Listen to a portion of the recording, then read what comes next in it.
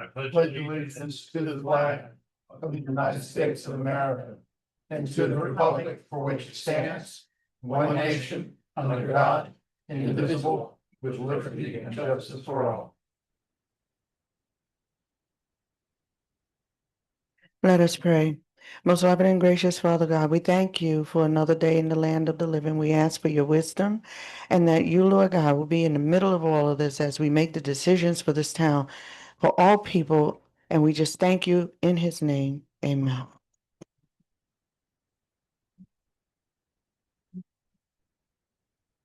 Thank you, Renee.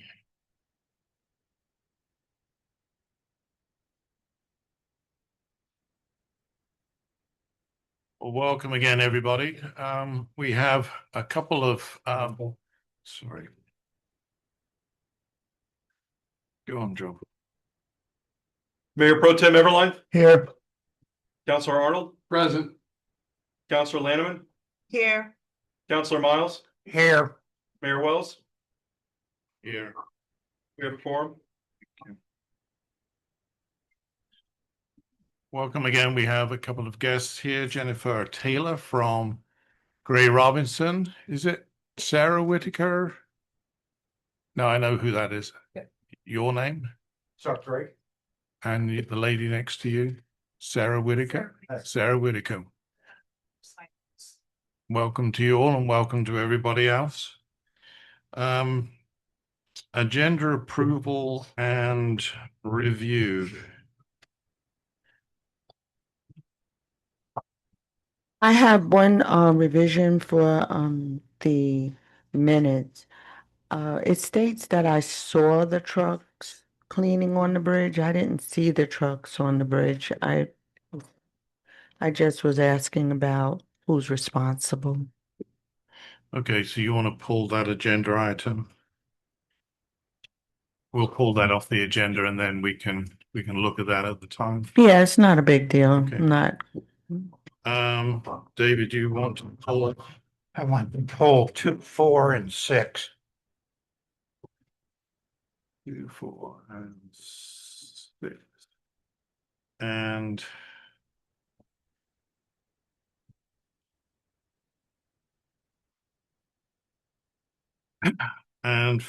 so that's fine in there, and then further down in the main order of business. So are we doing consent also, since it's 2, 4, and 6? Yes, we will be doing consent, but because it's part of the agenda Yeah. review, I'm just saying that there's another one that I would like to table. I'd like to table item 10 of new business to the next council meeting, which is the consideration of approval of the finger pier replacement. The reason that I want to do that is because we have money in the infrastructure fund, and we also have the bid opening for the boat ramp on, is it later this week? It's on Wednesday. On Wednesday, at which point we'll know how much that project is going to cost. And if it remains under what we anticipate, the 100,000, we should, by the end of the month, be in a position to be able to cover this 28,500 on that. So I'd just like to, I'm not saying we should or we would, but I'm just saying that I would rather look at that rather than just use general funds if there are other funds available. A second.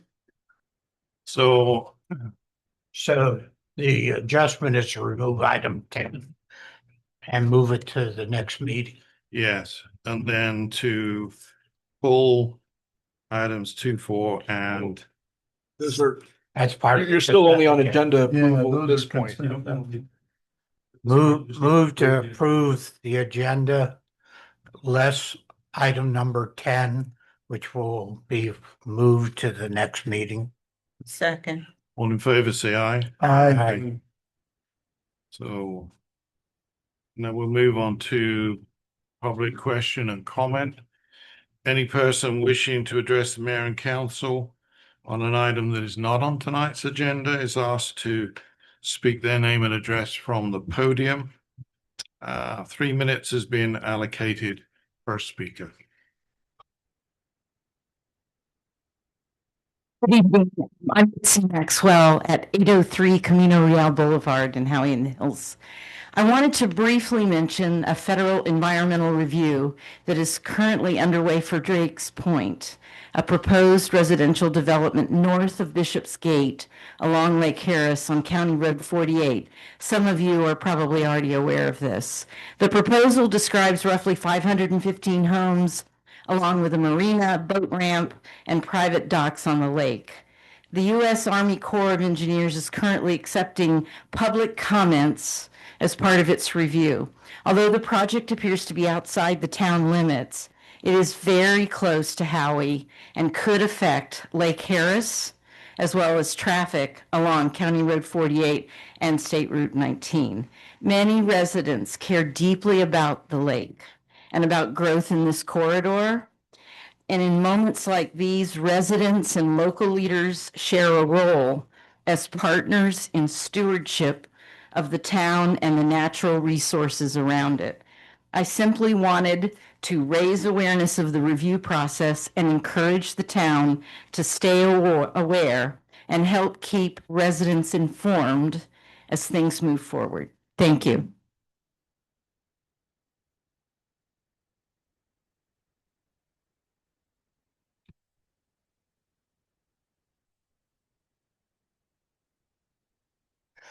Farmer Banks Helfrich, Claro District, South Lake County. Farm tip of the day. It's March and it's time to put the spring crops into the ground, such as beans and peas, watermelon, cucumbers, squashes, also the perennials such as eggplants and peppers.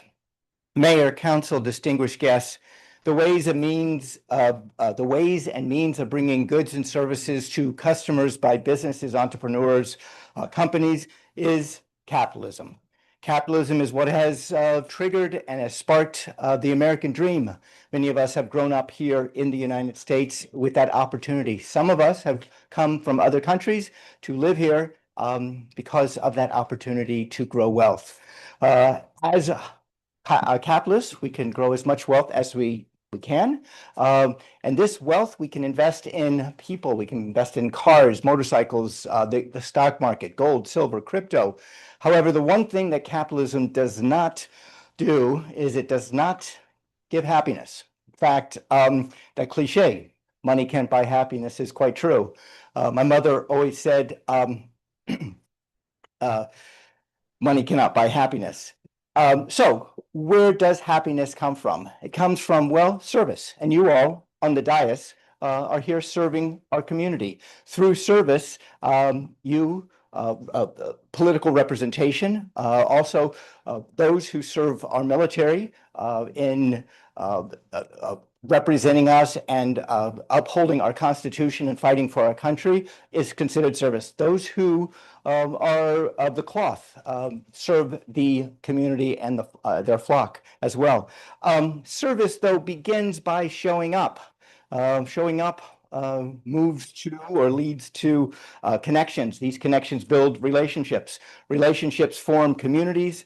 Communities build trust. And when we have trust is where happiness comes from. However, it always begins by merely showing up. So you might ask yourself, Banks, why do you come every month and speak? This is my way of showing up. Why do you go to a food kitchen in Groveland and hand out food with Love Groveland once a month? Why do I take and ladle gravy for Thanksgiving at the Citrus Tower?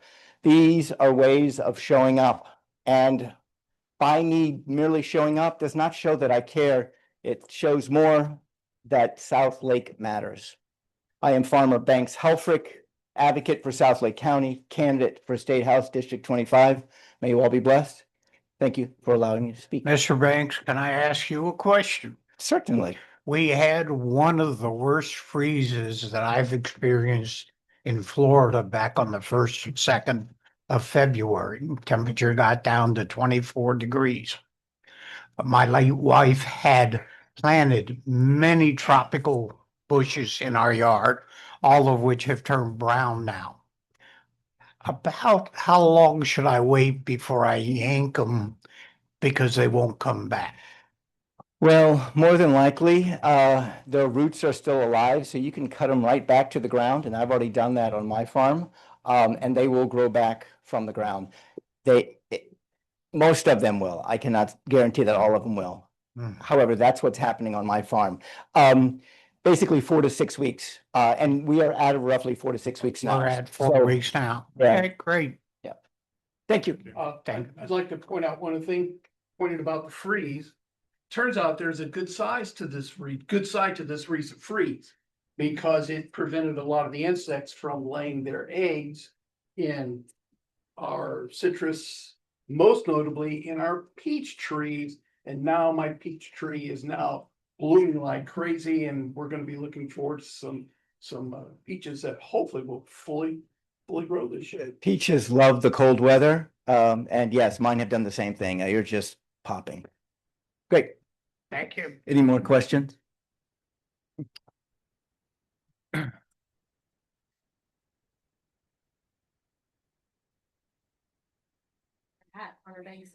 Joshua Huseman, 671 Mobile Place. I just want to ask one question because I know you removed the finger pier.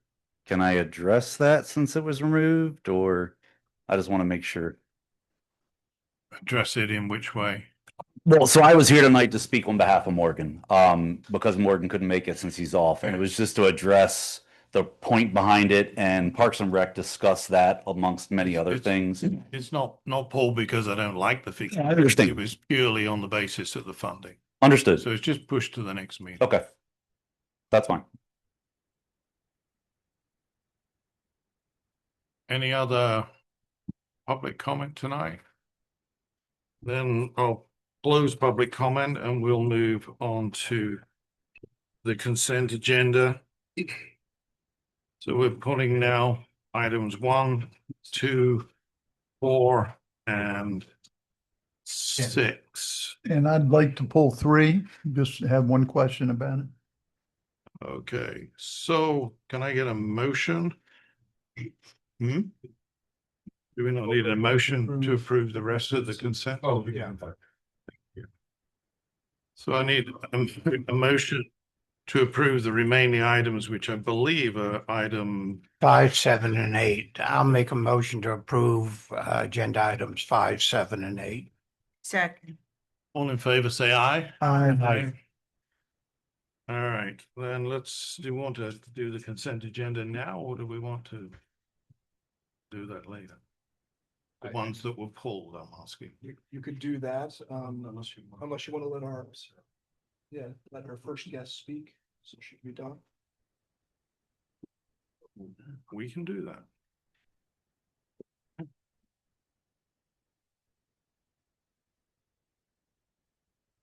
This is item 9 on new business, am I correct?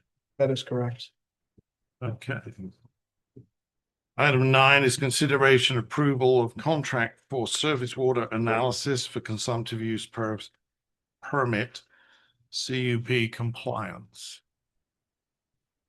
Yes, so we have Sarah Whitaker here with us, and she will guide us through this process. We have utilized Sarah for longer than I've been with the town. I don't know how many years exactly, but she is our consultant water guru, I think is an appropriate term. On the consumptive use permit, either while I was at the water management district or afterwards, probably for like 30 years, 20 years or so.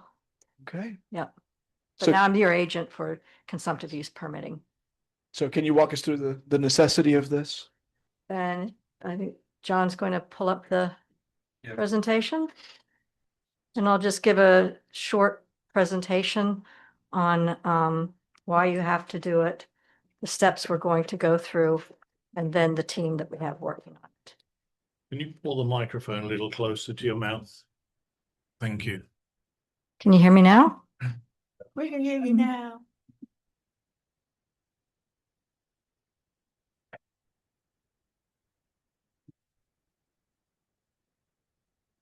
Okay, this is the surface water feasibility study. And you can go on to the next slide. I just want to give you a quick background. Your current consumptive use permit was issued in March of 2024, and it was only good for 5 years. So it expires in another 3 years. And the permit just is for drinking water only, and it does not include any allocation for irrigation to meet the town's needs in the service area. Basically, the district, we had a lot of difficulties because they wanted you to have reclaimed water and not utilize groundwater for irrigation. Next slide.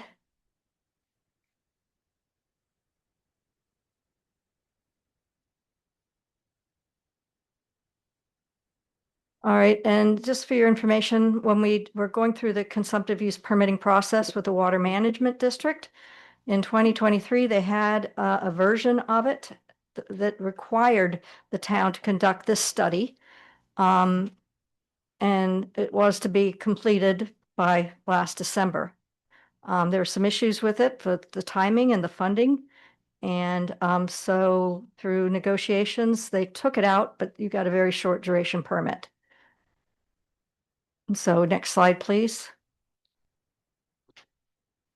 Now, this condition made it into the new permit, and it requires you, like if you look under 39C, an update on the progress made towards utilizing alternative water sources, but that could include reclaimed water, surface water to offset groundwater withdrawals. And next slide. And as we know, the town's going to have increased demands after this permit expires. I worked with the town and making sure that most of all new developments have dual line systems in case you can get alternative water sources in the future use them for irrigation, that's stormwater, reclaimed, and surface water. And the St. John's River Water Management District is basically demanding the use of surface water to mitigate the deficits they see in groundwater withdrawals regionally, and so reduce the impact on groundwater. That to minimize impacts also on springs, wetlands, water bodies. And there is a regional demand for alternative water sources, which does not only include Howey-in-the-Hills, but all of South Lake, basically, Groveland, Mineola.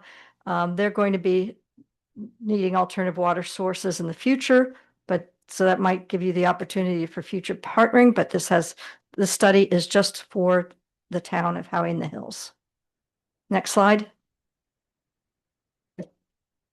So the next step is to perform the surface water feasibility study on Lake Harris and Little Lake Harris. And get ready for the CUP renewal and also to comply with the current conditions. The project is a surface water withdrawal project needs to be put into the Central Springs East Coast Regional Water Supply Plan. Your Howey, I put a little dot on that map showing where Howey basically is. And the green is the Central Springs East Coast Regional Water Supply Plan, which you are in. And so I'm going to get this project into the district's plan, but it was included in the Central Florida Water Initiative Regional Water Supply Plan. So in case you want to partner with those South Lake communities in the future. So that would help with funding for if it had to be expanded in the future. Next step. Oh, yeah. So the process, we're going to have technical meetings with the town and regulatory agencies. We're going to do a water supply analysis using surface water models to look at the availability of surface water from the Lake Harris and Little Lake Harris, and also look at what you could do seasonally. There may be limits on seasonal withdrawals, but to look at an average annual daily withdrawal. And then we're going to look at least 3 different locations, up to 3 different locations for where we could put an intake system on the lake, and then get estimate capital costs for the grant application process for those locations and the infrastructure that be required. And the last step is to go through the grant application funding mechanisms with either the federal, state, water management districts. We're going to explore all grant opportunities for the town. Next slide. And just to let you know, the study team is going to be me at SMW Geosciences. I'm your agent for the CUP. And we already went through a little bit of my background. Chuck Drake is here with Biotech Consulting. He is a former St. John's Water Management board member and secretary. And I've known Chuck since 1988 when I went to interview at the company that he was working with at that time. And so it was just kind of a logical reach out to biotech for assistance on this. So, and then the next slide.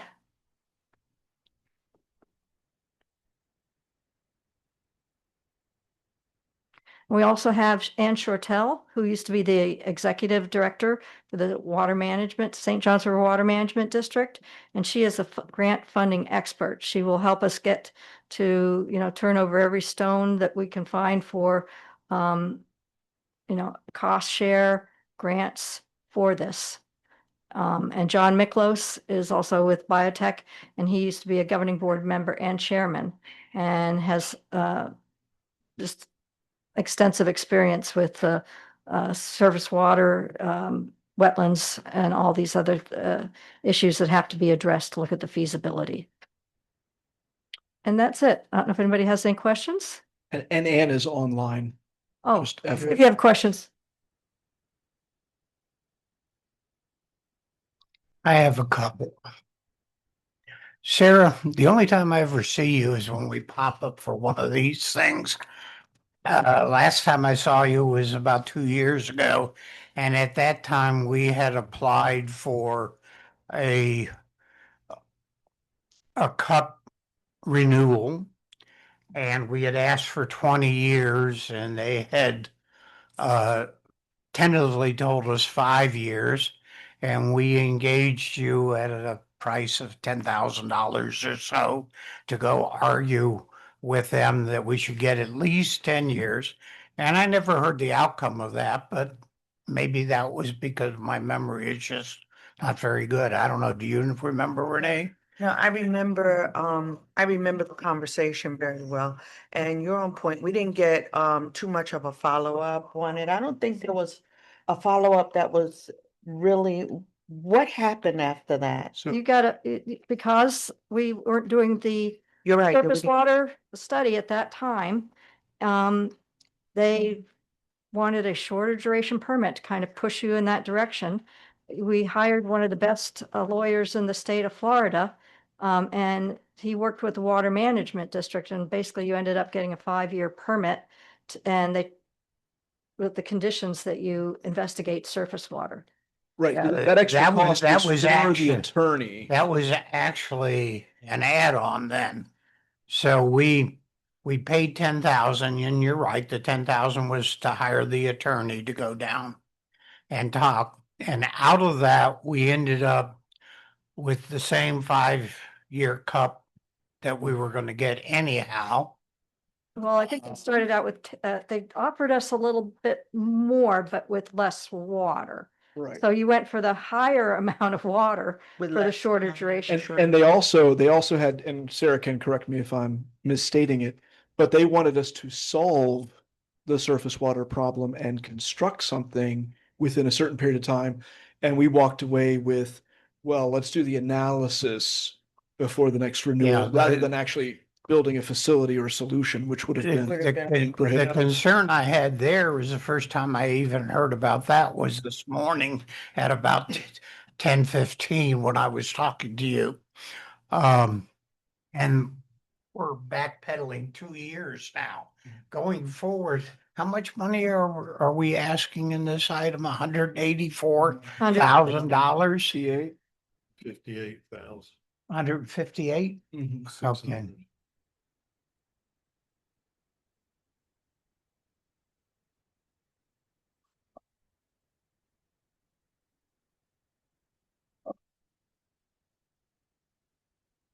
was turned off, but if you heard it through my hearing aid. Uh, okay, so we got 158,000 on. What exactly will we get for our 158,000? Well, if you wanted to go put in a surface water withdrawal at this time, you can't do it without having a feasibility analysis, because they have to look at the impacts on the vegetation, you know, what the flow through from the you know, the Ocklawaha, the way it comes through here. All of that has to be reviewed. So the district, when you ask for an allocation from the water management district, this study has to be done first. Okay, we do this study in preparation for the next renewal of the cup, which is effective in 2029, correct? In 3 years.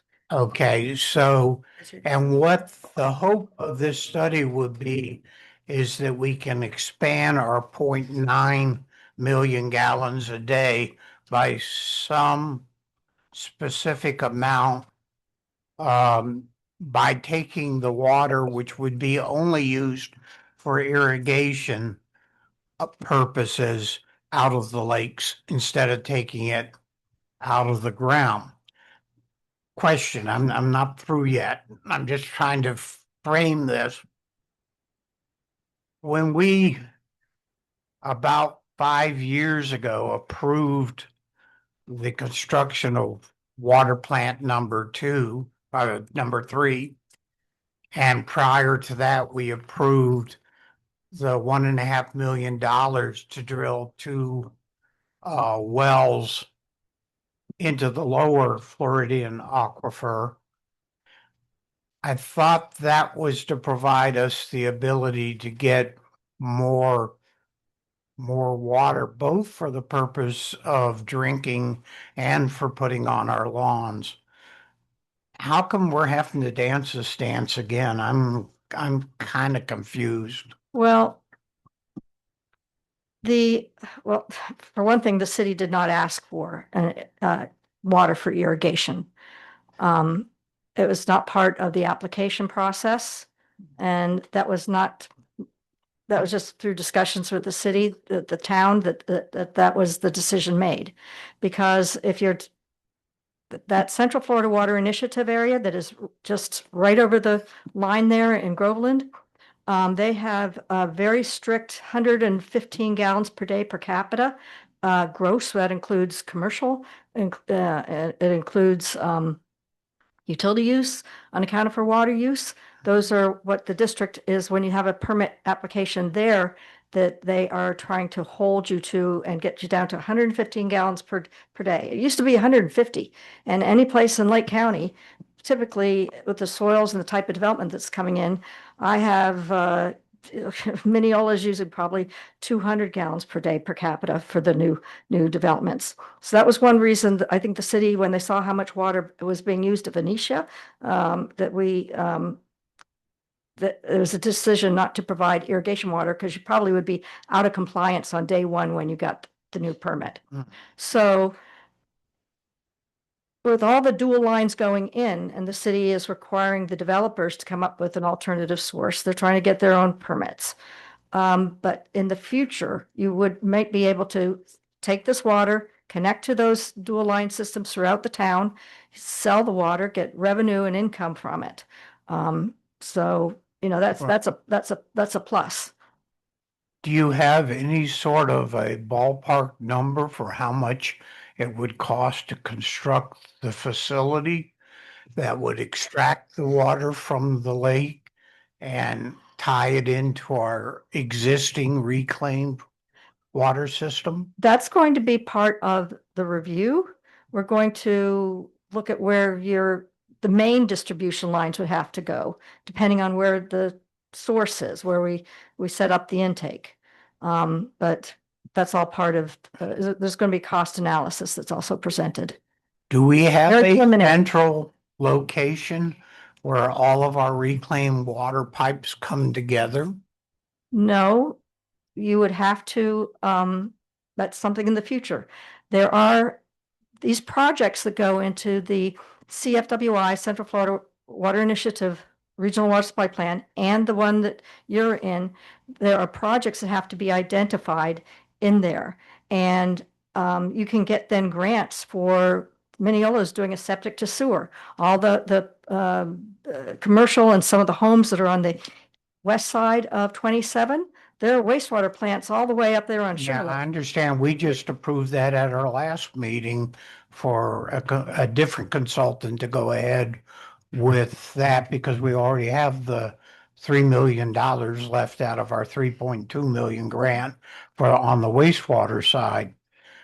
I'm just wanting to make sure that these aren't all being developed in isolation, that they kind of, who's kind of riding the herd over all of this? Is the town staff? What is your expectation, Mr. Town Manager, as to what will come out of this review and why it's worthwhile for us to spend this amount of money? Absolutely. And what funding source within our budget are you planning on using to come up with this amount of money? So I'll try to address all your questions in order, Counselor Miles. So this does fall under Public Works. So Morgan, assisted by other staff, is managing this as a group. I will say for this particular project in and of itself, I don't want to color the way the study is going to go, and Sarah's certainly the expert. But my thought is, I don't see how there's a positive ROI necessarily on the implementation of this. That remains to be seen at the end of the study. But this is a requirement for us to be able to renew our cup. So even if at the end of the day, this is a binder on a shelf, that's worst case scenario, right? That there's no, it's determined to be infeasible, whatever the case may be. But we have done the requirement. And if we don't do that requirement, there is grounds for St. John's to, well, I don't know what the worst case scenario is. Ask you again and delay issuance of a consumptive use permit. So again, this is to just at the very least keep doing what we're doing and having potable water available and stay within compliance. And we are, I hate to say it this way, checking a box, but it was very clear this feasibility study is a requirement. If we don't have this going back in, we are not in compliance. Now, are both of the firms that were listed on Sarah's charts, were they approved through the CCNA process that we did about a year and a half ago? So this is done under the auspices of SMW, which is on the Sarah Whitaker's firm. Okay, the top firm. Geosciences. So this is done under her auspices. So this is a CCNA approved. And the other firm then is a subcontractor to Sarah? Yes, and I brought them in to work with them because they have the experts that are here in Central Florida that I've worked with. So this is a requirement even given the fact that we'll have the new well in place, Well, with more water available. I can, right, and going back to Councilor Miles's point, I mean, the new water treatment plant, the physics of it, there is no issue with being able to pump plenty of water all day long, more than we need. It's St. John's allowing us Right, to I use a understand certain that. amount of that. But this, what Sarah's talking about in particular, this is surface water, which would be for irrigation. So that's technically, it's not really related to. and I did. It's a good idea, but do we have an idea, how big of a price do we have to do this? What are we talking about? If, let's assume we figure out that there's a siphon, that we can siphon 500,000 gallons a day out of, which is the amount she had on her chart, out of the two lakes that we have that are actually one lake that has two names. But we siphon that out. Then we're going to have to construct that plant that will have the pumps and run a pipeline or multiple pipelines to locations. I know we've required each community that is building, to include the two that have built already, they have the reclaimed pipes in their community. But do they have a connection? How does the water currently get to those pipes? Well, currently for the two subdivisions, it's coming from our potable water center. So the potable water pipe comes from one source, which is one of the two water plants, and it goes to the subdivision, and then we have a splitter there, and half of it goes into the reclaimed pipe, and the other half goes into the potable pipe. I am not 100% on how far the dual line system goes from the subdivision towards. Well, you're not supposed to be using water in the dual line system, other than potable, because this permit does not cover irrigation. So, and there can be, once this project is, hopefully it will show that there's more than sufficient water from Lake Harris. You can apply for applications that would be for the treatment plant, the piping from where it's taken out to those communities. Like I said, the septic to sewer, that's involving a lot of, connection. Understand that, sir. What I'm trying to get a handle on in my weak little brain here is we have pipes that exist in the subdivisions that have been built. We have pipes that will be built in the subdivisions that have been approved. Water flows into those pipes. Is that a yes or a no? In the existing yes, water flows Okay. into those pipes. Are there and the reason I'm asking this is we're getting ready to award a contract sometime this year to build a 12-inch pipe that runs from plant 3 to plant 1. And our engineering estimate was about $1 million to do that. So what pipes do we currently have, and which ones are going to have to be constructed in order to make this feasible? So you're asking about the dual line system extending outside of the subdivision is what I sound like. And honestly, I do not have the answer to that question. I do not know at which point it splits into the dual. There is a water connection going into them, correct? Yes, because they're using potable water as irrigation currently in Venezia and Talashe. But those irrigation lines run almost up to water plant. I would think so. I would. It is not sure. When you put in.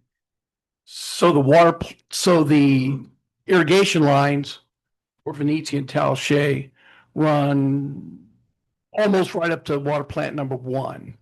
And the idea there being is that would be where the CDD would provide reclaimed water for those two subdivisions. The town has met with the CDD in late January to begin asking them to figure out, since we're going to be adding so many extra houses, and it takes roughly 4 houses to produce enough reclaimed water for one to irrigate with, what needs to be done on their part so that reclaimed water can be provided for Venezia and Talashe. With that in mind, the other subdivisions that are being built up have been told to find their own irrigation water. I don't think they'll be trying to go to the CDD to get reclaimed water. If all the new houses are built, that's just about going to cover all of Venezia and Talashe, because that's the way they were built. They have the dual meters, they have the dual irrigation lines. Not the same amount of water that flows into the irrigation line is the same that goes through the potable side of the house. Different meters for those different amounts.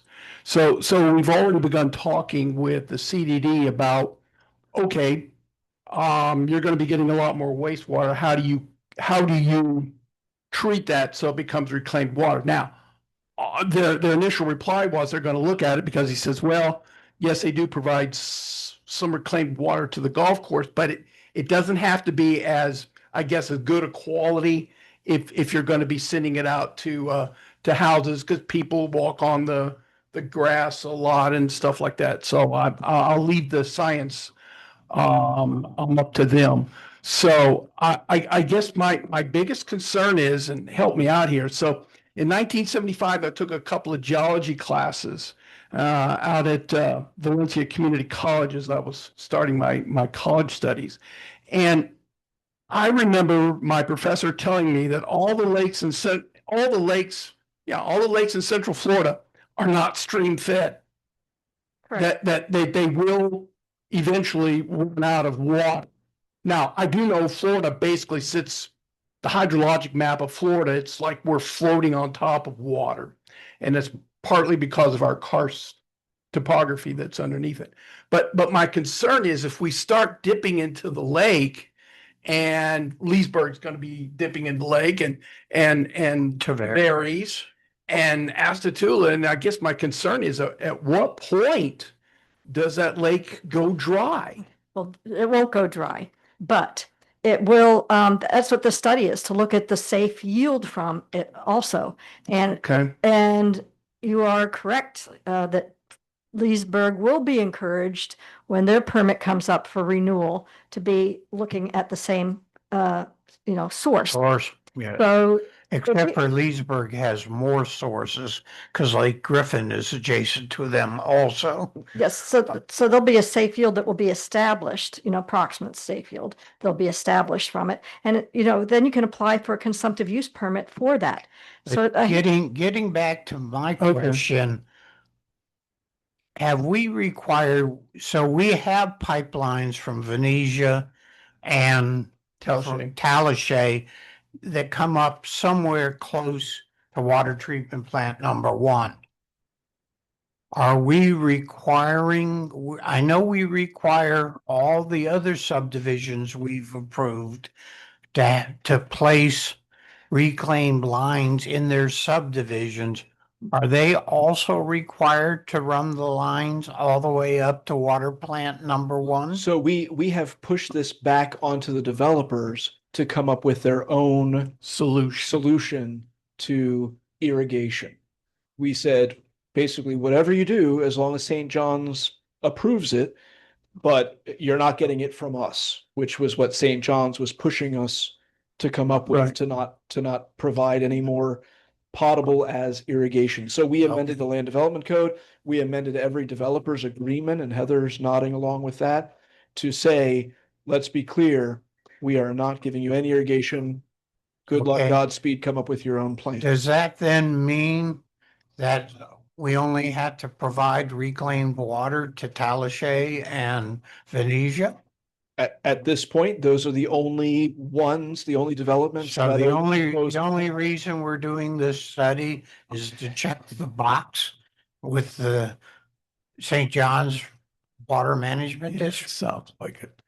well, it all depends on how much more water, you're going to be asking for. And again, the water management district would like to see partnering amongst communities. They'd also like to see, water being metered by the end users, being charged for, so they can, I hate to say it, regulate it even more. Because, and now if you put in a small diameter well, they're not going to have a meter on it. So that those developments probably will be encouraged when they go through CUP renewal to look at being able to use an alternative water source, reclaimed surface water augmentation of the reclaimed, within the city's towns. Do we want to be in the business of being the wholesaler of that water to our community? You'd be doing any business that provides decent return on investment, Well, but I'm failing to see how that works. Going back to your statement before, that you're not sure that it would provide a positive return on investment. That is exactly what That, I was and about to honestly, talk again, about. keeping in mind that this is a feasibility study, Okay. and this was put on us while we were in compliance with other points, but this is going to go to St. John's, and they're going to say, oh, I guess it's not feasible. Don't worry, you're done. You did the thing we asked. Or they could say, great, this is feasible. Now we're gonna oblige you to do this project before we renew your cup the next time around. If I recall, isn't that something similar to what happened to us 2 years ago when you came last time? Mhm. There was something similar that happened to us where we met whatever were the requirements, but then St. John's wanted us to do this feasibility study, Yes. correct? That's exactly it, and it's coming due. And now it's coming due. Yes. So now my question is now, what will they want us to do next? Well, Well, is it the 150? You have to demonstrate that it's technically feasible to withdraw the water, which it would be. That's environmentally feasible for a certain amount, and that's part of the study would come up with that. And then the other is economic feasibility. So the next step is like, how do you get it to all these places? And you put a price tag on that. And if it's not, you'd have to argue that it's not economically feasible. But then you can also, if they still want at any cost this surface water to be used, they are paying for water conservation type of projects, water source, AWS sources. You can apply for funding for it. Can these developments, these new ones, work with St. John's on their own and pump water out of the lake into their systems? Yes. and that's kind of where we've pushed these developments for the last couple of Sure. years with the rewriting. Well, I've wondered about that for a development while. agreements. And it may be there's something in there. So really, the only reason for us to do this study is so that we can move our cup along in 2029. We hope. Is it 29 or 28? How long does the study going to take, Sarah? About 8 weeks or more. Months. Months. Well, it depends on it all depends on when the timing for the grant applications come out too. So we're going to be looking at, the different grant applications, and there's certain windows of time for that. And we'll be preparing all the feasibility analysis in order to support grant applications. Well, the too. feasibility analysis would also be available to those new developments, correct? It's going to be a public. Right. So So you will come I up know with where an you're going. estimated cost for us to have the facility, and we could require the developments to run their pipes to the location I mean, that's getting if into a they legal want to question. buy the service. So we would get a number of how much it's going to cost us to get into this business out of this study that you're doing. An approximate on the cost for the transmission pump station. Yeah, we put all that in. It's in the in there. It's going to be a general cost for the distribution, not all like into the communities, but the lines, the length, Right. and then the cost of the treatment system and the surface water. Okay, do we have any restrictions on the use? We own Griffin Park along most of the waterfront. The rest of the waterfront is owned by private owners, except for the school board owns a little piece next to Griffin Park. Correct. It's 3 blocks from Griffin Park, 4 blocks to water plant number 1. So, And the town's 9 acres. and the town's 9 acres. Okay, the other thing you could do is charge developers for this part of this study, if they're going to be using it. Because once it goes public, they're not going to have to pay a thing. yeah, we would have to set up an impact fee for reclaimed water, which we'll ask later on where we stand on our impact fees studies that we asked, that we approved last August. Long time ago. But I don't remember us approving one for this No, we purpose. didn't. And- Sarah, on your slide, it showed that this is due February the 28th. So are we late? Let me see. No, that's an update. Let me get the slide. annually, you have certain conditions in your permit, and annually, supposed to write a report to, and I've been doing this for many years for you guys, I should say for the town. Which one is that condition? Oh, dear. Condition 39. I don't see it for the February, okay, yeah, there it is. I had it, I didn't highlight it for myself. February 28th of each year. I have to write a report, update on implementation of water conservation activities to reduce gallons per day per capita, details on new potential water conserving projects or activities, and an update on, toward utilizing and participating in alternative water source projects, including all of these. When I did the consumptive use permit, I came in and I said I was not going to be, I was trying to retire over the next few years. And so the conditions in the permit are supposed to be implemented by town staff. I talked to town staff about a week ago. Hey, have you looked at these things we're due? I'm going to be writing a letter to the water management district saying, hopefully that we are progressing towards doing this. You don't have any reclaimed water. I mean, that's what the CDD up there at Mission Inn. So that you are doing these studies to, make it. But no So- report has none. It is late. I will get it in. I have just nothing to tell them. Okay, so, all right, so the reason I'm asking the question is, so we are late, so the study that you do is to be able to give them what they need for the February that we've just come out of, not the February in the future, because I'm just looking at it from a funding point of view. If we've got to do it now, Every year you're gonna have to do it. I understand that, but what I'm saying is, does it need to be done now, or can it be done later in the year for the next February one where we can put it into the next year's budget is where I'm asking. It can be done. I'm not going to tell the town when they have to do it. It has to be done. I can, write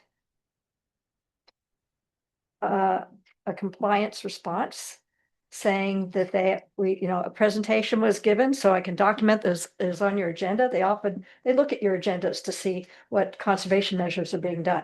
So but if you don't want to pick it up until the next fiscal year, that's kind of okay too. I mean, we have until But you need to, Is it 29 or 28? 29. 29. Even though we're at 29, Tim, from what I'm gathering from it, is that we have to give them an update every year. My view is that, are we doing this for the one that's just gone by? Are we doing this for the one that's coming up? Because that makes a big difference to the funding, because frankly, we just don't have 158,000 lying around anywhere, whether it be in general fund or in water fund. And so that's my concern. If we have to do it, we have to do it. But if we do have to do it, when do we have to do it by? Because that makes a difference on how we can fund it. well, a year in advance of the permit expiring is when the district wants to see you put in your application, so that you're not operating under a timely submittal, an expired permit. Permits take years these days, especially here in Lake County. And so you'd be operating under a permit, probably withdrawing more water for your new developments as you're trying to negotiate that, that permit issuance. So it'd be good to have that report for the district in advance. And it does take time to, get grant funding. And because they do want to, if it is feasible, they want to see the success, that it will be successful, because then they're going to write it into your permit. So So every that year comes, have to do just an update. so that comes back to what Renee was saying, is that we pay for this, we do it, we send it off to them, and then they say, but now you've got to do this. And that's going to then cost us more money that we just at this moment in time don't have. That's my fear. And we've got a lot of other stuff that's coming down the pike that's going to be a burden on our current situation. I would like to suggest that we direct the staff to prepare a project to put into the capital improvement plan to address reclaimed water, and that you identify funding sources for it for discussion during the upcoming capital improvement plan and the years in which we're going to need the money. I think that's what the mayor just said is what I've been dancing around on this whole thing is, where do we find the money to do this extra work? Because quite frankly, right now, we're tapped out. And As but far as I capital- do think we need planning by telling me 2 years after, we hadn't heard anything about this for 2 solid I think years. it may have been a little longer because we were not long on the board when we first were introduced. It's been 2 years at least, and then boing, let's go spend $150,000 for a study. Yeah, for a that study. 158,000, what does that attach to? I'm not as clear. Well, it should come from ideally some water source, water impact fees or water utility fees, in terms of a funding source, if that's what you're asking. I or- know, the 158,000 is paying for The study. the study fee, itself. right. But our initial cost was the 10,000, right? Well, if For- you're talking about, I mean, there's a cost for Sarah to help us do the cup renewal Right, on a regular right. recurring basis. There's an additional cost to bring in the attorney, Edward Delapart, to help us negotiate Okay. some better aspects, which we got a little bit better than we would have without him. Okay. But then this is a cost of a component of a requirement that was just added by St. John's. That's what I thought. Right. That's where I'm at. Okay, So, that was the so this is the clarification. cost of compliance with item 39D. Yeah, it was on the presentation. Yeah. Got it. Okay, I got it now. So yes, Sarah, would it cause us a great deal of problem with the water management district if you did an update to them now saying that we're putting this thing into a project in our capital plan, and we will be reviewing the funding of that this summer for potential inclusion within our FY 27 budget? Well, that's, no matter what, I'd be responding that you are, doing research on how to come up with the other alternative sources. Just to check it off so that they're not coming down on you on the being, I'm gonna, take Okay. care of that. But, they know the clock is ticking. They're also asking like Leesburg to do their own study. And then, it's like one of the first rules of water use permitting, secure the water permit first, the allocations, and because you don't want anybody else. It happened over on Lake Apopka. Lake Apopka had a lot of other issues, but Apopka came in, they got, was it 15 million gallons a day that they were allowed to take from there? They got the permit. But then when I had to go in there for Mineola, they were saying there's no more water. So when I say about regional participation in the future, if you go to, I wish Morgan was here because he does go to those meetings.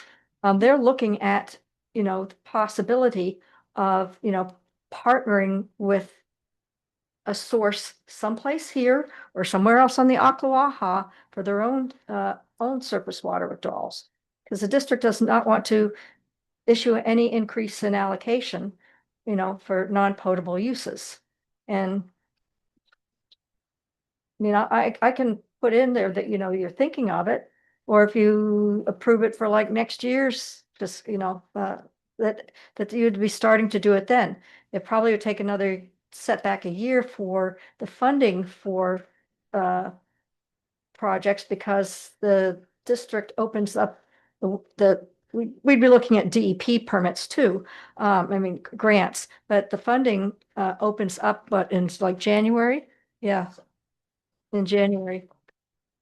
So it'd be, another year for that and I see. So what I hear you saying is that if we were to, let's say, push it down the road for next year, that means that we would be another year behind because those grants that you would look for would be, let's say, January 2027, because we're talking about the next year. 28. So no, the grants would be January 2027 because they said they start looking in January, right? So that means we would be at 28 by the time we come up with remedies or solutions. Before that money becomes available. And before that money comes available, yeah. and I, So that means if we were to not do anything this year, we wouldn't have money to become available for us to move forward in 2027. Well, if we did It'll it, be 28. if we did it in the next fiscal year, you've got from October, November, December. If it takes 8 weeks, that's October and November, then at least we've been through the CIP. 8 months. Oh, I thought you Yeah. said 8 weeks. Oh, So if we put it off until. If we put it off until October of 2026, when the new FY year begins, we're gonna be picking up essentially going grants through in that year. 2028. And so we couldn't be looking at any grant money coming in till 28 calendar year Right. because January 27, the money will be gone if you're not ready to go. Right. We'll need the study to be able to justify why we're seeking the grant money. So now we're seeking the grant money in 28, which happens to be when the water district wants to see what the what our study said and what we are continuing to do. Yeah, but they're not asking us to have something done by 2029 other than the feasibility study, right?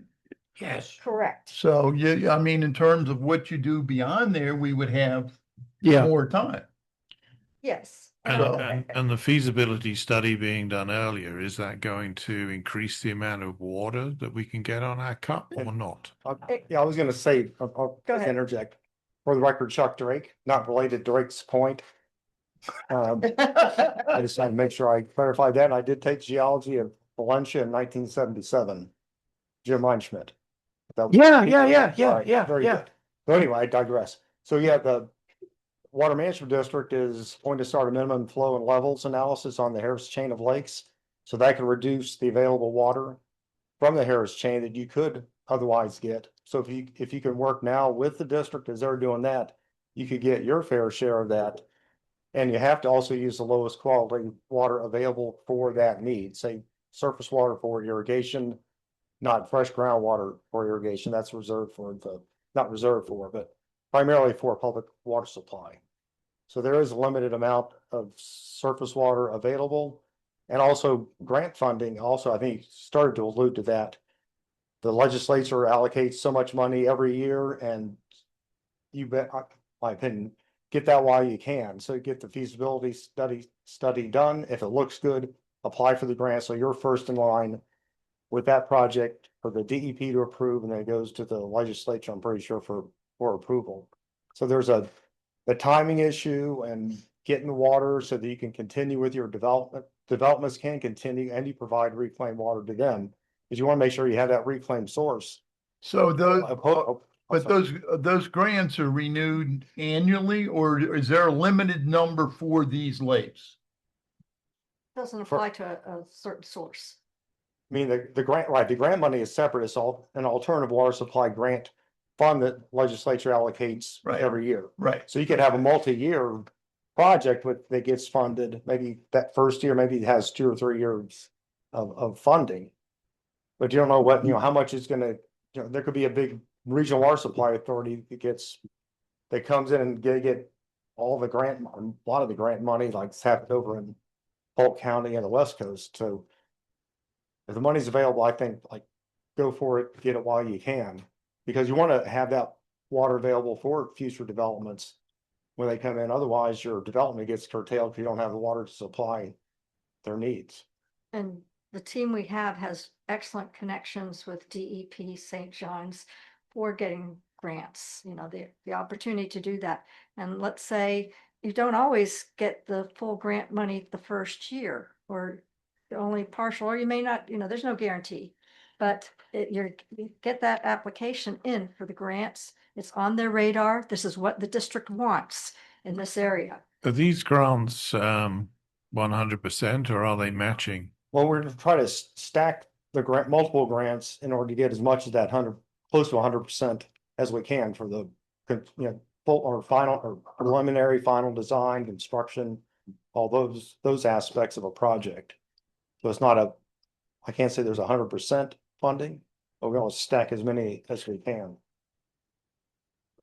Again, we did mention that these newer developments we said they were on their own.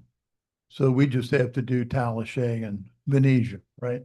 Although hopefully by as the other houses come in enough, hopefully there'll be enough reclaimed water off of that to be able to solve the Venetia and Tallahassee need for irrigation water.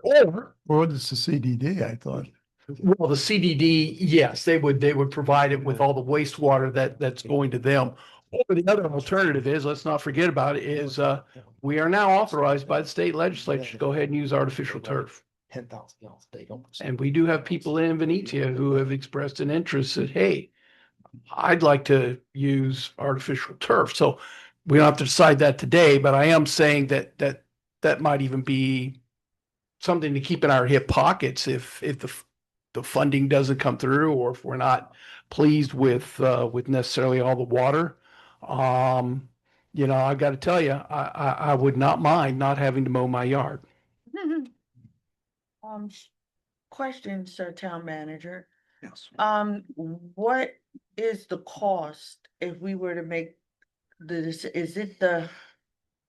what is the cost? What is the cost for us to have them so that we can be on the radar and not, behind the scene? Because the early bird gets the worm.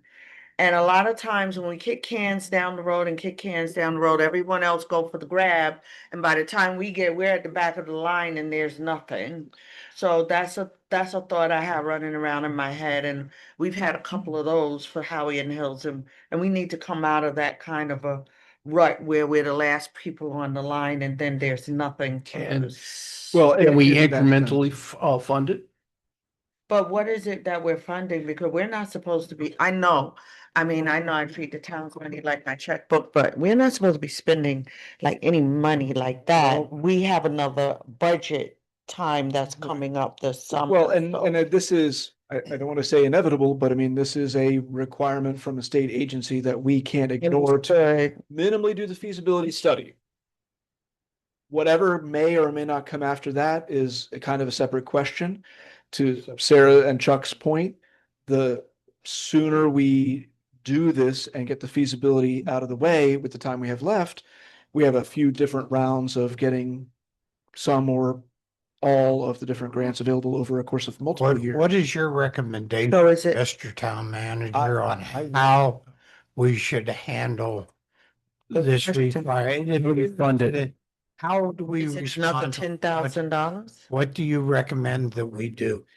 Honestly, I believe we should approve the study. It's 158,600. Oh. We do the we do the study.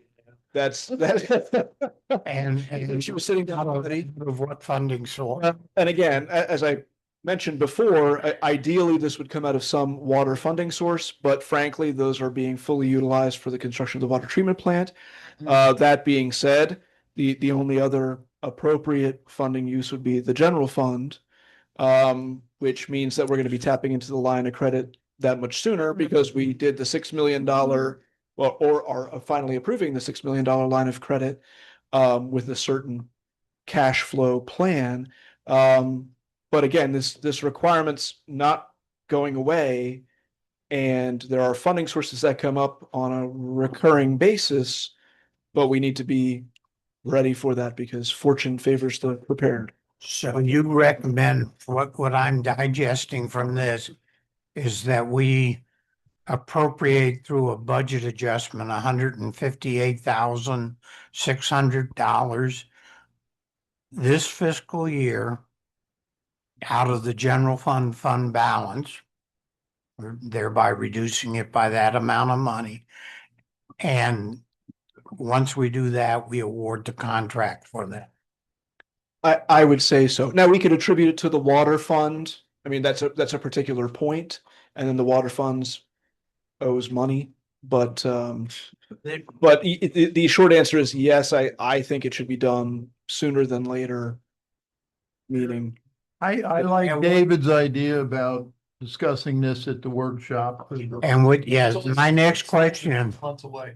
what is the downside in your estimation of doing what I had suggested earlier of putting it into a CIP. into the CIP and funding it during the budget process in the upcoming fiscal year? Tell me the bad points about that. The 8 months, that's the problem. with Yeah, that. this takes a certain amount of time. I would say one difficulty that crossed my mind as soon as you started talking about the CIP, it's all well and good to say that we should put some planning money in there. We often do that for capital projects to say, let's get some design money in there, et cetera, et cetera. But it sounded like you also wanted to put in money in the CIP for the eventual surface water plant solution as well, which to me, this is a huge question mark. Years from now, though. Right, but I mean, even in terms of how many figures that is, we don't even have a good ballpark. I guess we could fill it in with any. Would this even be classified as a capital improvement because it's only a study? I mean, it's a little tough. You can put some design. We've put design work in for Well, projects that were. it's not designed, planning. it's a feasibility study. You gotta be True. careful. Unfortunately. And the other thing is if it goes, sorry, Tim, to That's cut you off, it's fine to discuss it and put it into the CIP, but the CIP still requires the money. Yeah. It's not, it doesn't produce money, it just says what we can use. And at this moment in time, to Renee's point, It's just an we don't it's have. just an organizational methodology. I was looking at another agenda item on tonight's agenda and thinking how much better the CIP looks this year compared to several years ago. And you actually can see some progress that we've been making over That's some progress. the last 2 to 3 years. Unfortunately, we should have had this discussion in September for this. Yeah, That's the problem. Yeah. To me. It's late. this past September. Yeah. Well, It it's, would have been in this year's budget. Well, that would have been well, June, July, really. But See, the problem is if you want to, if you wanted even to tap into grants that are going to become available in January, you've only got, if it's going to take 8 months, then we're already at that point now. But I don't know where the funding is coming from, and we don't know what's going to happen in November with the ad valorem taxes. that No. part. One of the suggestions that I'd like to put in is that I like what Sarah was stating is to have her to work on it, just kind of check the box. And that way, what we can do is figure all of this out when we get to our budget season. And to your point, for November, there's a lot can happen that is happening and can happen.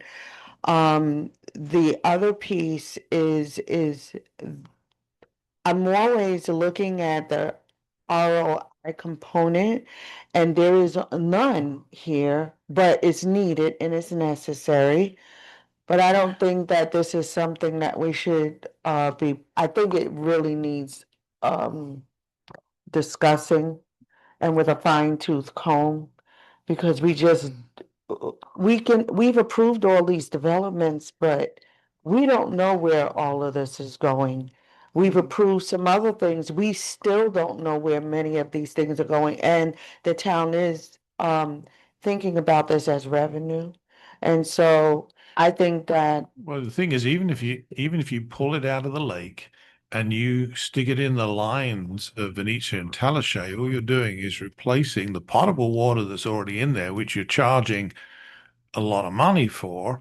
So if it's reclaimed water, does that mean it's going to give us more potable water, but we're going to make it cheaper for the residents of those two subdivisions? It would free up the potable that's currently being put on the grass in Venetia and Talashe, but we need every drop of that for the new developments with our current cup as well.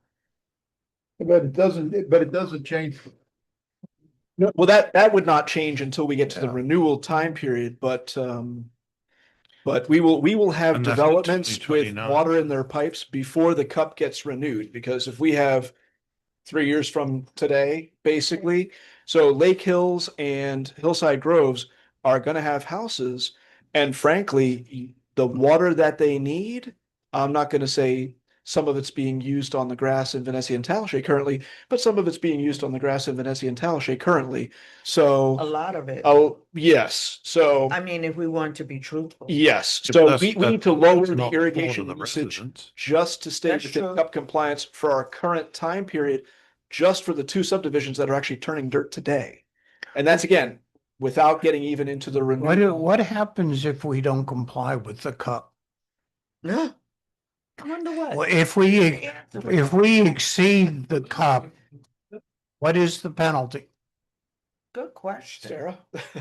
We all drink They could, you could get fined, they can revoke in whole or part, any part of the permit.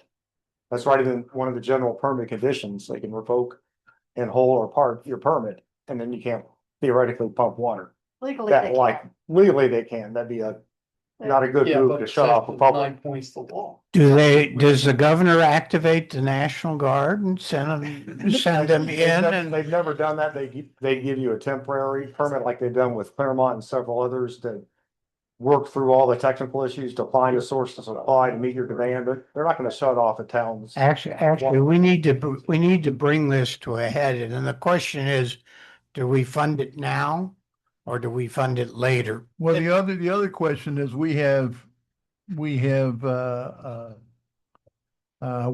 not Watermark, but Whispering Heights. And we have Lake Hills that are gonna be needing irrigation water. Do we ask them for help in paying for this? Well, so again, all of those developments are put onto their own resources development. But they're gonna have to, I would think, have some kind of study done for them to get approval. They can just go out and do it. For which ones? For these new developments, they can just go out into the lake and draw water off. They may be using stormwater collection systems or other alternate water. They will need to get their own permit from the water management district. Wouldn't it help them if they were involved in this study? Would that not help them to get their permit? It depends on what the water management district's going to require from them. What would you guys think? In other words, if they help fund this feasibility study, would that help them get their permits to use the surface water for their irrigation? No, that wouldn't. It wouldn't. So do they even need permission if they just wanted to stick a straw in the lake and just pull it out? It would be for the whole development. I would hope so.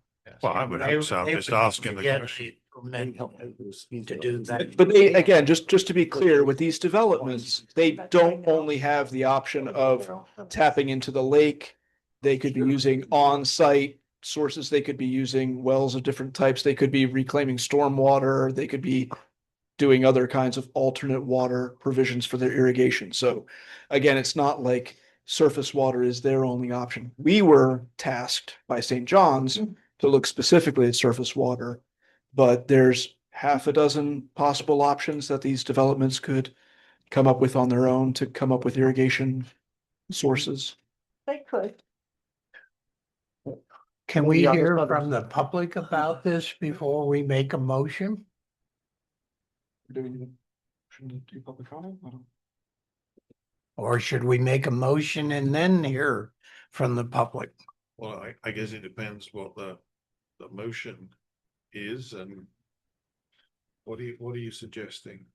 I'm suggesting that we fund this in FY 27, the study in FY 27, and that we include a project in our capital improvement plan to address the use of Lake Harris and Little Lake Harris for providing, what do you call it, irrigation water? So point of clarification.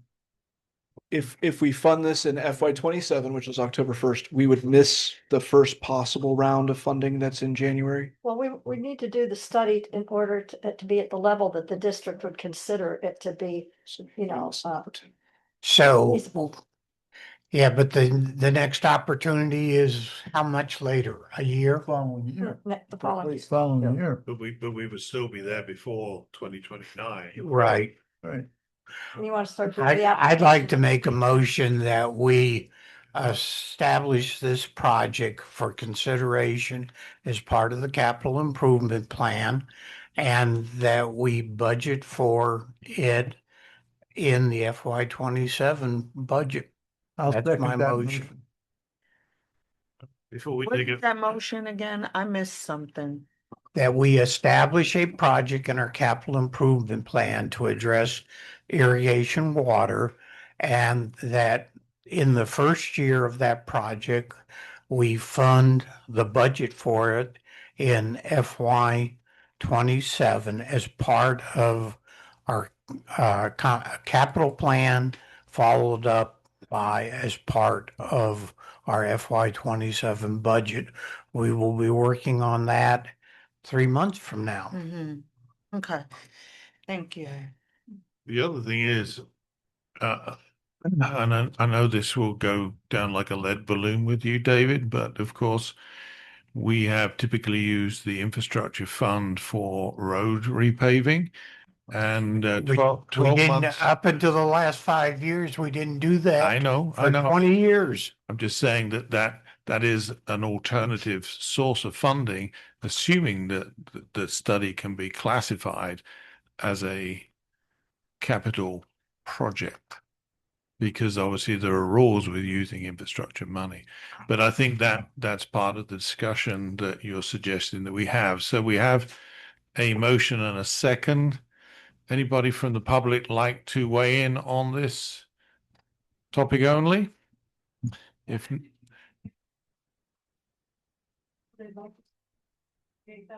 spent, number one.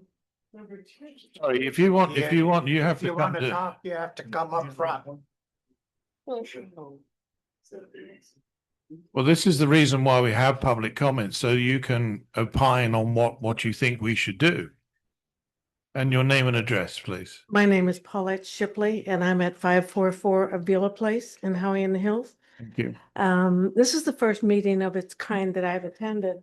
But I can tell you as a resident, a taxpayer, and someone who pays their water bill every month, that I think it's pretty important to let the public know how you're going to spend $158,000 of their money, number one. Number two, I think that it's important, where is this $158,000 coming from? Where is it going to?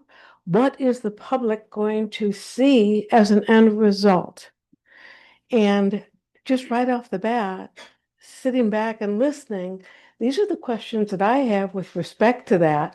There's a lot that I do not know, but I do know that this money comes out of all of our pockets, and our pockets are not deep.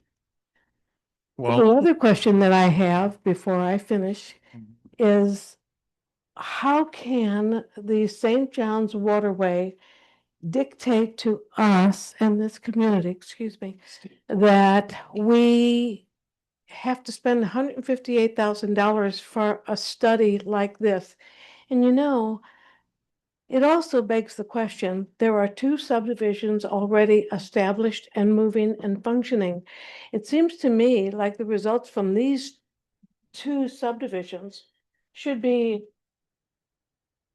brought together and to get an idea of what it's going to cost for the others that are being established.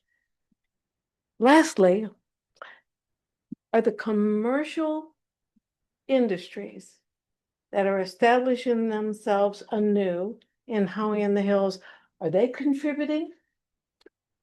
Those are the questions that I have to raise. Again, there's a lot I don't know, but what I do know is that it comes out of our pockets.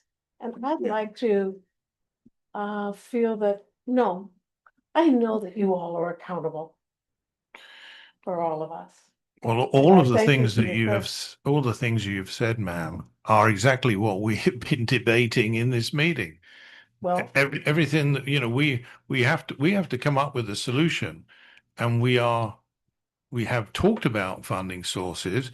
We've talked about where the money is coming from, and ultimately it does come from the taxpayer. All monies that we have, without exception, comes from the taxpayer in one way, shape, or form. But we have to move forward in order that we can make that decision along with all the decisions that the council makes. And I think we have a motion, a second, unless you have anything else to say before your 3 minutes is up. well, I Oh. didn't know I was on the timer. Nonetheless, Yes. thank you for hearing me. I appreciate your time. I appreciate what you're doing because it isn't easy. And, you might just ask the Howey-in-the-Hills residents how they'd like you to spend that 158,000. Thank you. Any other public comment? Mitzi Maxwell, 803 Camino Royale. In Mission Inn, Howey-in-the-Hills, we spend a lot of money on water over there with our irrigation. So I'm really curious tonight. I didn't know to what degree this was going to be on the agenda, but I'm awfully glad I came because I know I have a lot to learn. And so you've helped me tonight, but I want to learn more. In any event, very important things have come up. I think you are in between a rock and a hard place. There are moving parts to all of this. Grant funding, what we must do for the St. Johns River District. We don't have a choice unless we're prepared to go into battle with some other towns on this.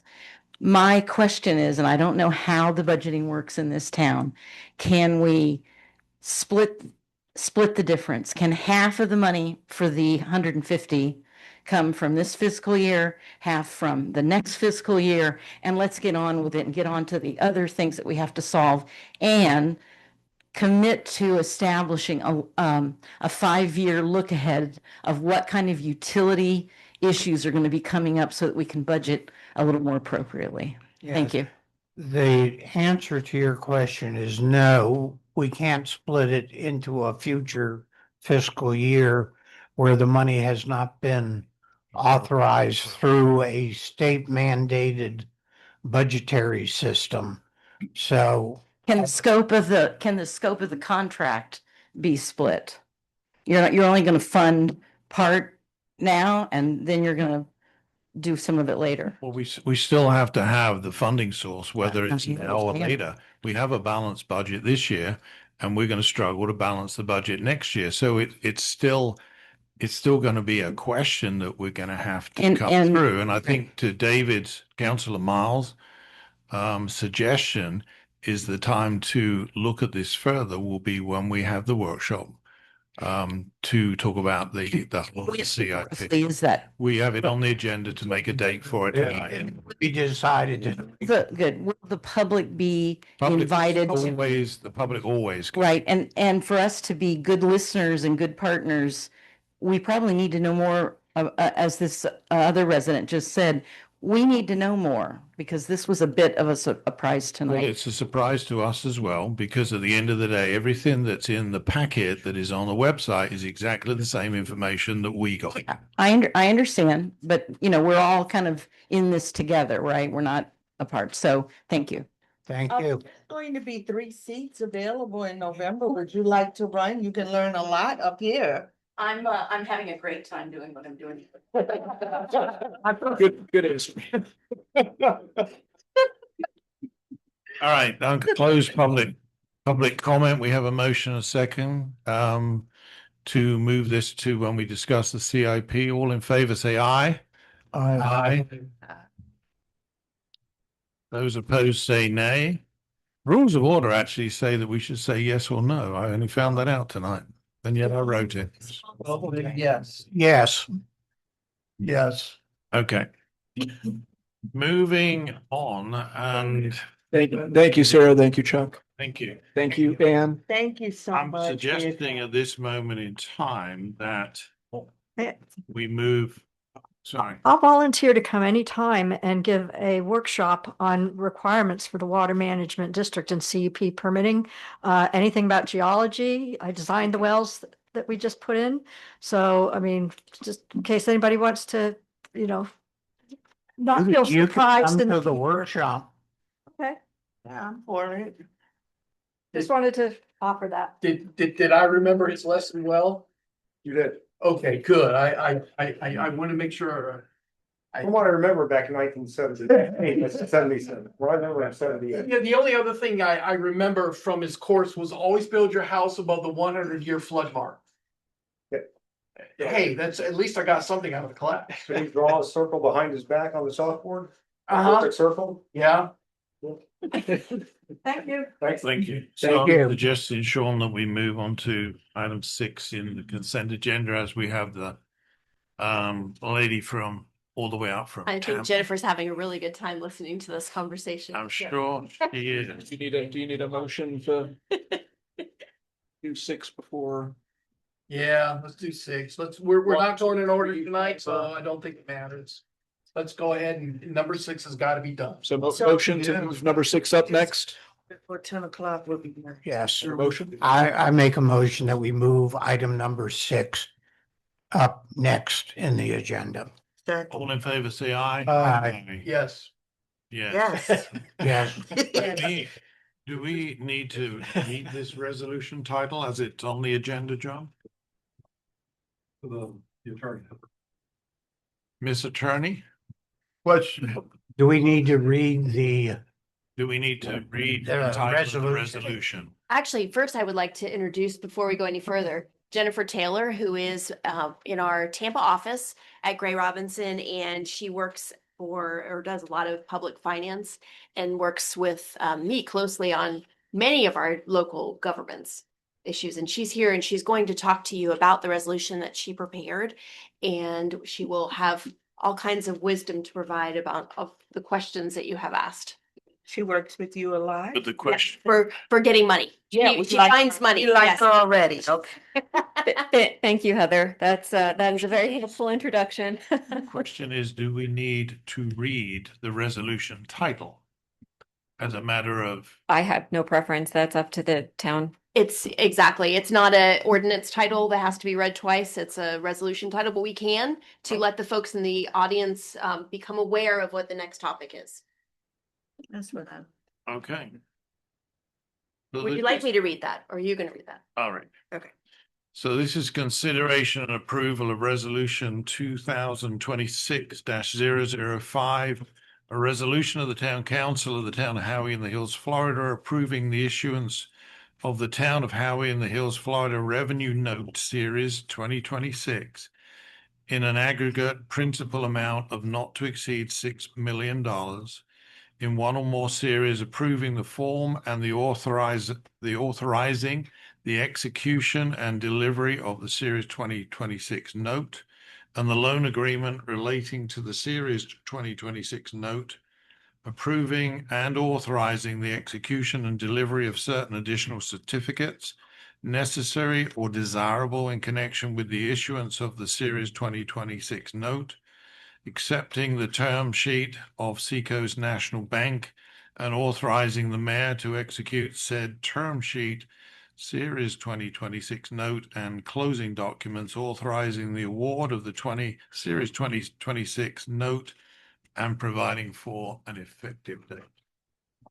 Over to you, Jennifer. Thank you. I recognize that those resolution titles are always scintillating reading. So thank you for chugging through that legalese. But Generally speaking, the title is what it says. This is the not to exceed $6 million in revolving line of credit note. I believe earlier this year you went out, did an RFP, request for proposals, to finance this instrument for the new water treatment plant. After receiving responses, staff recommended proceeding with Seacoast National Bank. We have subsequently had further negotiations with the bank and their attorney. This resolution and the documents attached to it are the result of that. So again, the primary terms here, you have a not to exceed amount of $6 million that can be borrowed on a revolving line of credit basis. The understanding is that as you get some of the FDEP grants, you could pay off a portion of the note and then reborrow it, which is why you have the revolving structure in there as opposed to just borrowing it all at once. Also attached to the resolution, you have the term sheet, which I believe you have previously seen from Seacoast Bank, that spells out all of the various terms of the loan. You have a loan agreement in what we call substantially final form. That means that we're still negotiating some of the blanks with the bank and with staff and the bank's counsel, and the final form of that loan agreement will be evidenced by the execution of the mayor, or by the mayor, of the loan agreement. And then you also have the last two final exhibits are statutory disclosures that are required that for the bank to provide to you, specifically regarding things like the total amount of interest over the life of the note and things like that. Realize there's a lot of legalese here, so rather than me talking more, I'll gladly open it up to the council and answer any questions that you may I've have. got three issues that I'd like to address. The first one is in the first whereas. Mhm. The definition of the project is not correct in my estimation for what was approved by the council at the last meeting. If you go in after the legalese at the top, for the purposes of financing the construction, acquisition, and equipment of a new water treatment plant.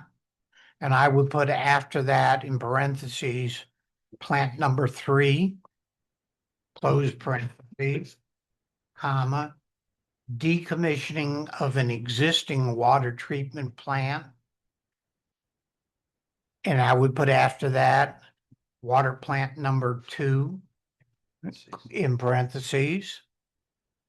Is this in the resolution, David, that you're reading this? Yes, I'm reading it out of the very first whereas, an expansion of water mains. And I would put in parentheses, including the construction of a 12-inch water main between water plants number 1 and water plants number 3. Close parentheses. Comma. And the upgrade of water treatment plant number 1 as included in the town's capital improvement plan. And the part that's really missing here is the part about the upgrade to water plant number 1. Those were the 3 projects that the demolishing of water plant 2 is part of the building of 3, but it's fine to have that in there. The second project that we identified in the motion was to cover the cost of building that 12-inch water main that connects plant 3 to plant 1.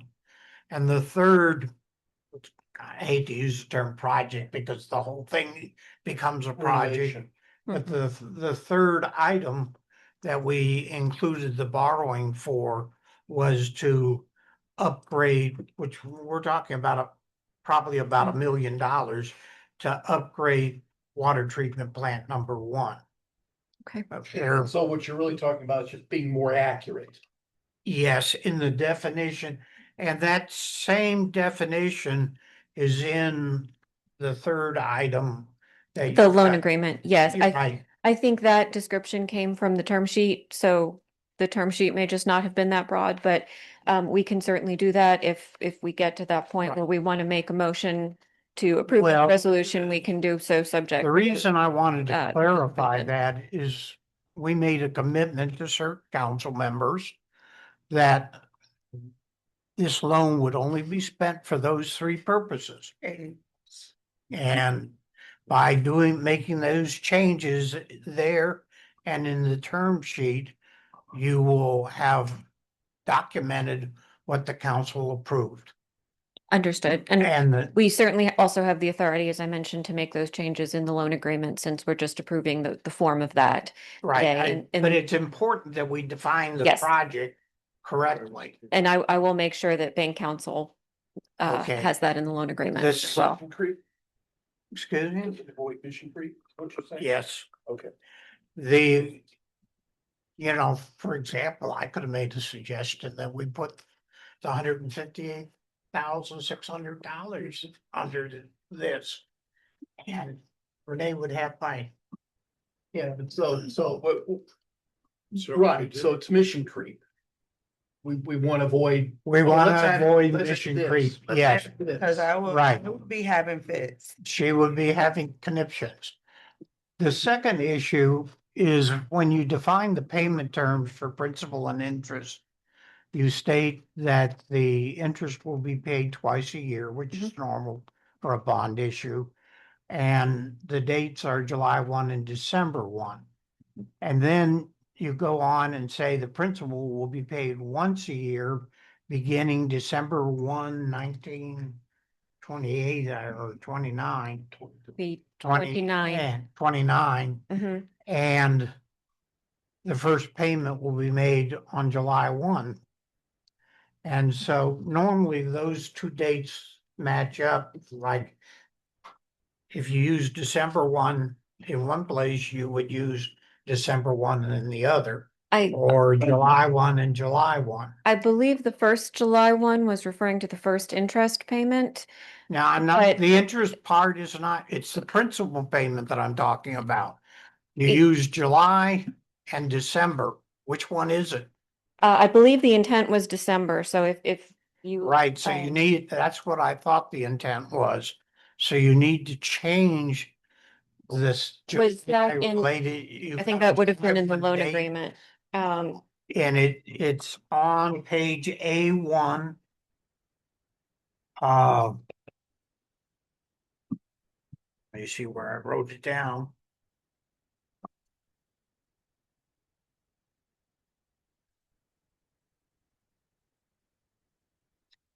So page A1 for context is the form of the It's note, fourth which is attached paragraph to, up yes, on the bottom of the page on page A1. yes, I see where you're, yes, the first day of December. It should Yes, say that, it- it should say the first day of December. Yes, Okay. Jennifer, where is that? it's on A1, it's the exhibit to the loan agreement, which is the form of the Okay. note. I think that was just a typo from bank council. We can certainly fix that. Correct. The understanding is certainly that, And it's December. with that, the I'd payment. like to make a motion that we approve resolution 2026-005 as contained in the agenda. I'll second that.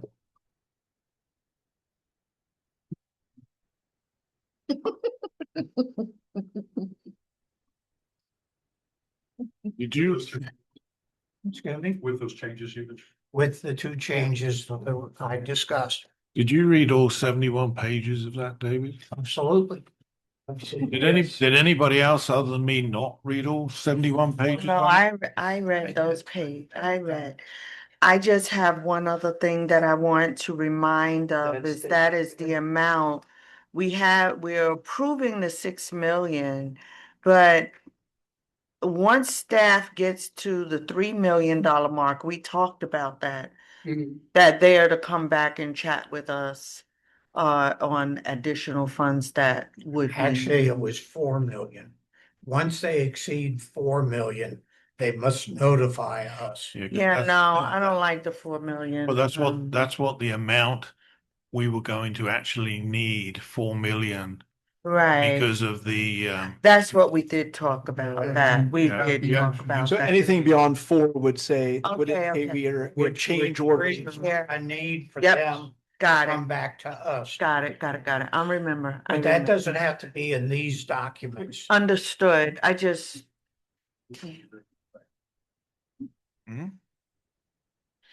see, I mean, I spent a lot of time on Sunday just over this packet in general terms. And when I got to this and saw 71 pages, my thought was that we need more time to look at this and that I was going to make a motion to table it until the attorney said that Jennifer was coming all the way out from Tampa. So, I mean, I have not read the document.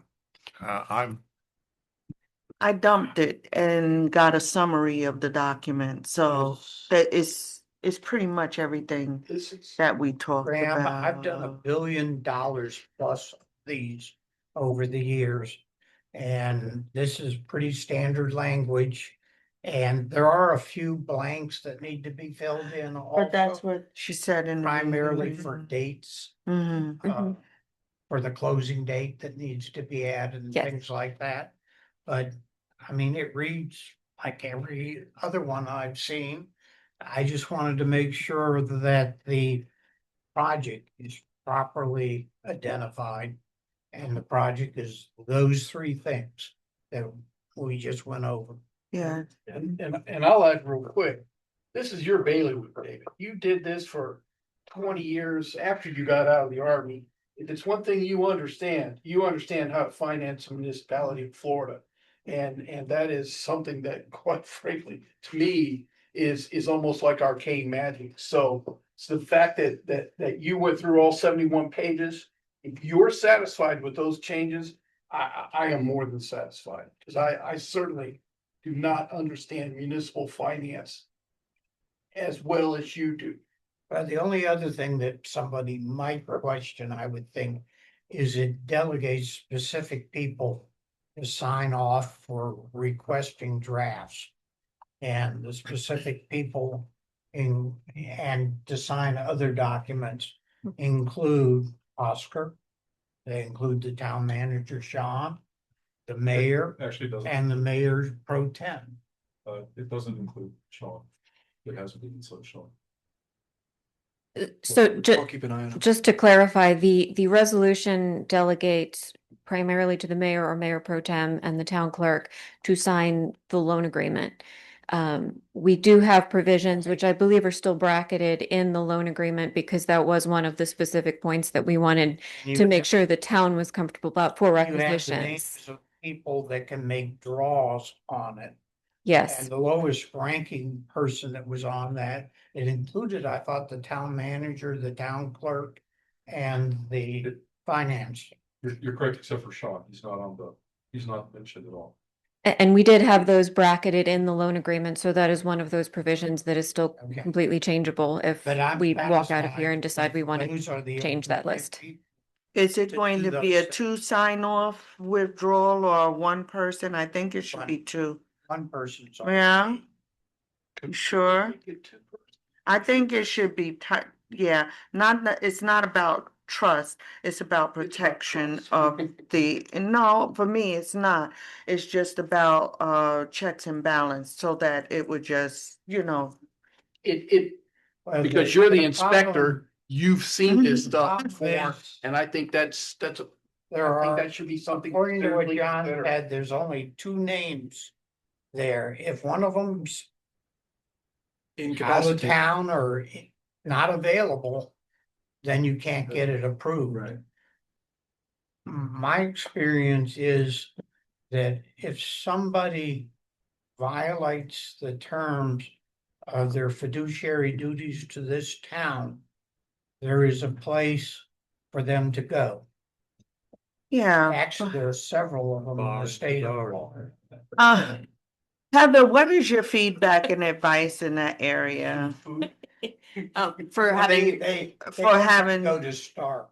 for having 2 folks sign, I would actually like to ask Jennifer if that's a normal thing, just because She Yeah. is she honestly is my Okay. go-to expert on this stuff and I will say that 95% of the time it is one signatory. Okay. For precisely the reasons that Councilmember Miles mentioned. Okay. There's no legal statute that says it has to The be one reason I'm person. You having could change it, but Signatories is to have backup in case. In the event, oh. In the event mhm. somebody's not there. Whatever. and there is the, it's the timing component. If you have an invoice that's coming due that needs to be paid fairly quickly. Yeah, And then you wind up in a difficult position if you understood. can't get a second signature. So, the signature, the authorizing signatures would be, John Brock and the finance manager. and the mayor's on there too, right? Yeah, and again, that was left, But we can change. that was that's left what open Jennifer said. in the loan agreement so that we can, Maybe it was the mayor was the third one? Yes. That's what she, yeah, was Yes. just saying. The only problem with that is, What, since we're a council manager instead of a strong Mhm. mayor anymore, currently the mayor is not on any of the bank accounts. So Yes. if you want a third person, I would suggest either the town manager or. that's what Yep. I'm I thinking. I'm thinking, agree. Yeah, Could you make that change also to put the town manager rather that's than the the way mayor? I would This think is it for should the be. draws to sign the form, Mhm, drawing the money from the bank. mhm. Yes, so just so I'm clear, so for purposes of the advances, our signatories are the town manager, and who else did we want to have? Town clerk, Town clerk. and the finance manager. Those are the three individuals. well, and that's because the town clerk's also the deputy. I've Town spent manager. 46 years in finance Yeah. and we only had to send one person during that time that I'm aware of to one of those facilities. But that's what Jeff audits for, right? There aren't that many crooks in the world, believe it or not. So we have a motion and a second. Can I just open it up for public comment? Mr. Moser, added the third thing to your motion. The third thing I'm adding is adding the town manager in lieu of the mayor on the signature on the application form for drawdowns. Okay, seeing nobody rushing forward, I'll close public comment. Any other council discussion? Can we have a roll call vote, John, please?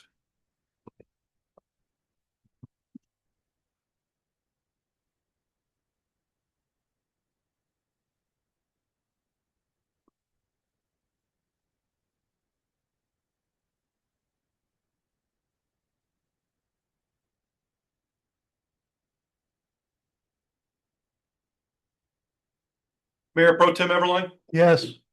Councilor Arnold, Yes. Councilor Lanneman, Yes, Councilor Miles, Yes, Mayor Wells, Yes. motion passes unanimously. Thank you. Thank you very much, Jennifer. thank you, Jennifer. thank you. You going back to Tampa tonight? I am, but it was a lovely drive. I will be happy to do. Drive safe. Need me. Drive safe. Oh, sure. We do need all of the council members to sign off on the certificate for the no conflict of interest. And I would like to just make sure everybody does that this evening. I can send it around now, or we can wait till later. Send it around. Does she need to take it You want with me her? with you? That way she can take it with her. Be happy if trusting it with you. We get it signed out, that works too. Send it around right now. Absolutely. Great. Yeah. I'll even circulate a pen with it. Well. Here. And then we will have discussions with staff and with you, Mr. Mayor, about an actual closing date. And we'll sign certificates and final versions of all of these documents, which I imagine we'll probably want to do later this month, just to go ahead and get the financing in place, but. Okay. So, So I signed it the way you have to signature. So. Uh-oh. Uh-oh. We gotta write it, we can write it. I know, I understand how that stuff goes. Russ. So for a moment, it was a Mont Blanc. No. I signed my normal payroll signature on it, which is not what you typed. Yeah, same here. That's what I was getting ready to do. Yeah. She, Jennifer got the names off the website, so. Okay. My year group was the last year Well, military where we actually got paid with cash when we came in the door. After that, they signed us up for sure pay, and after that, everybody else had been doing it that way.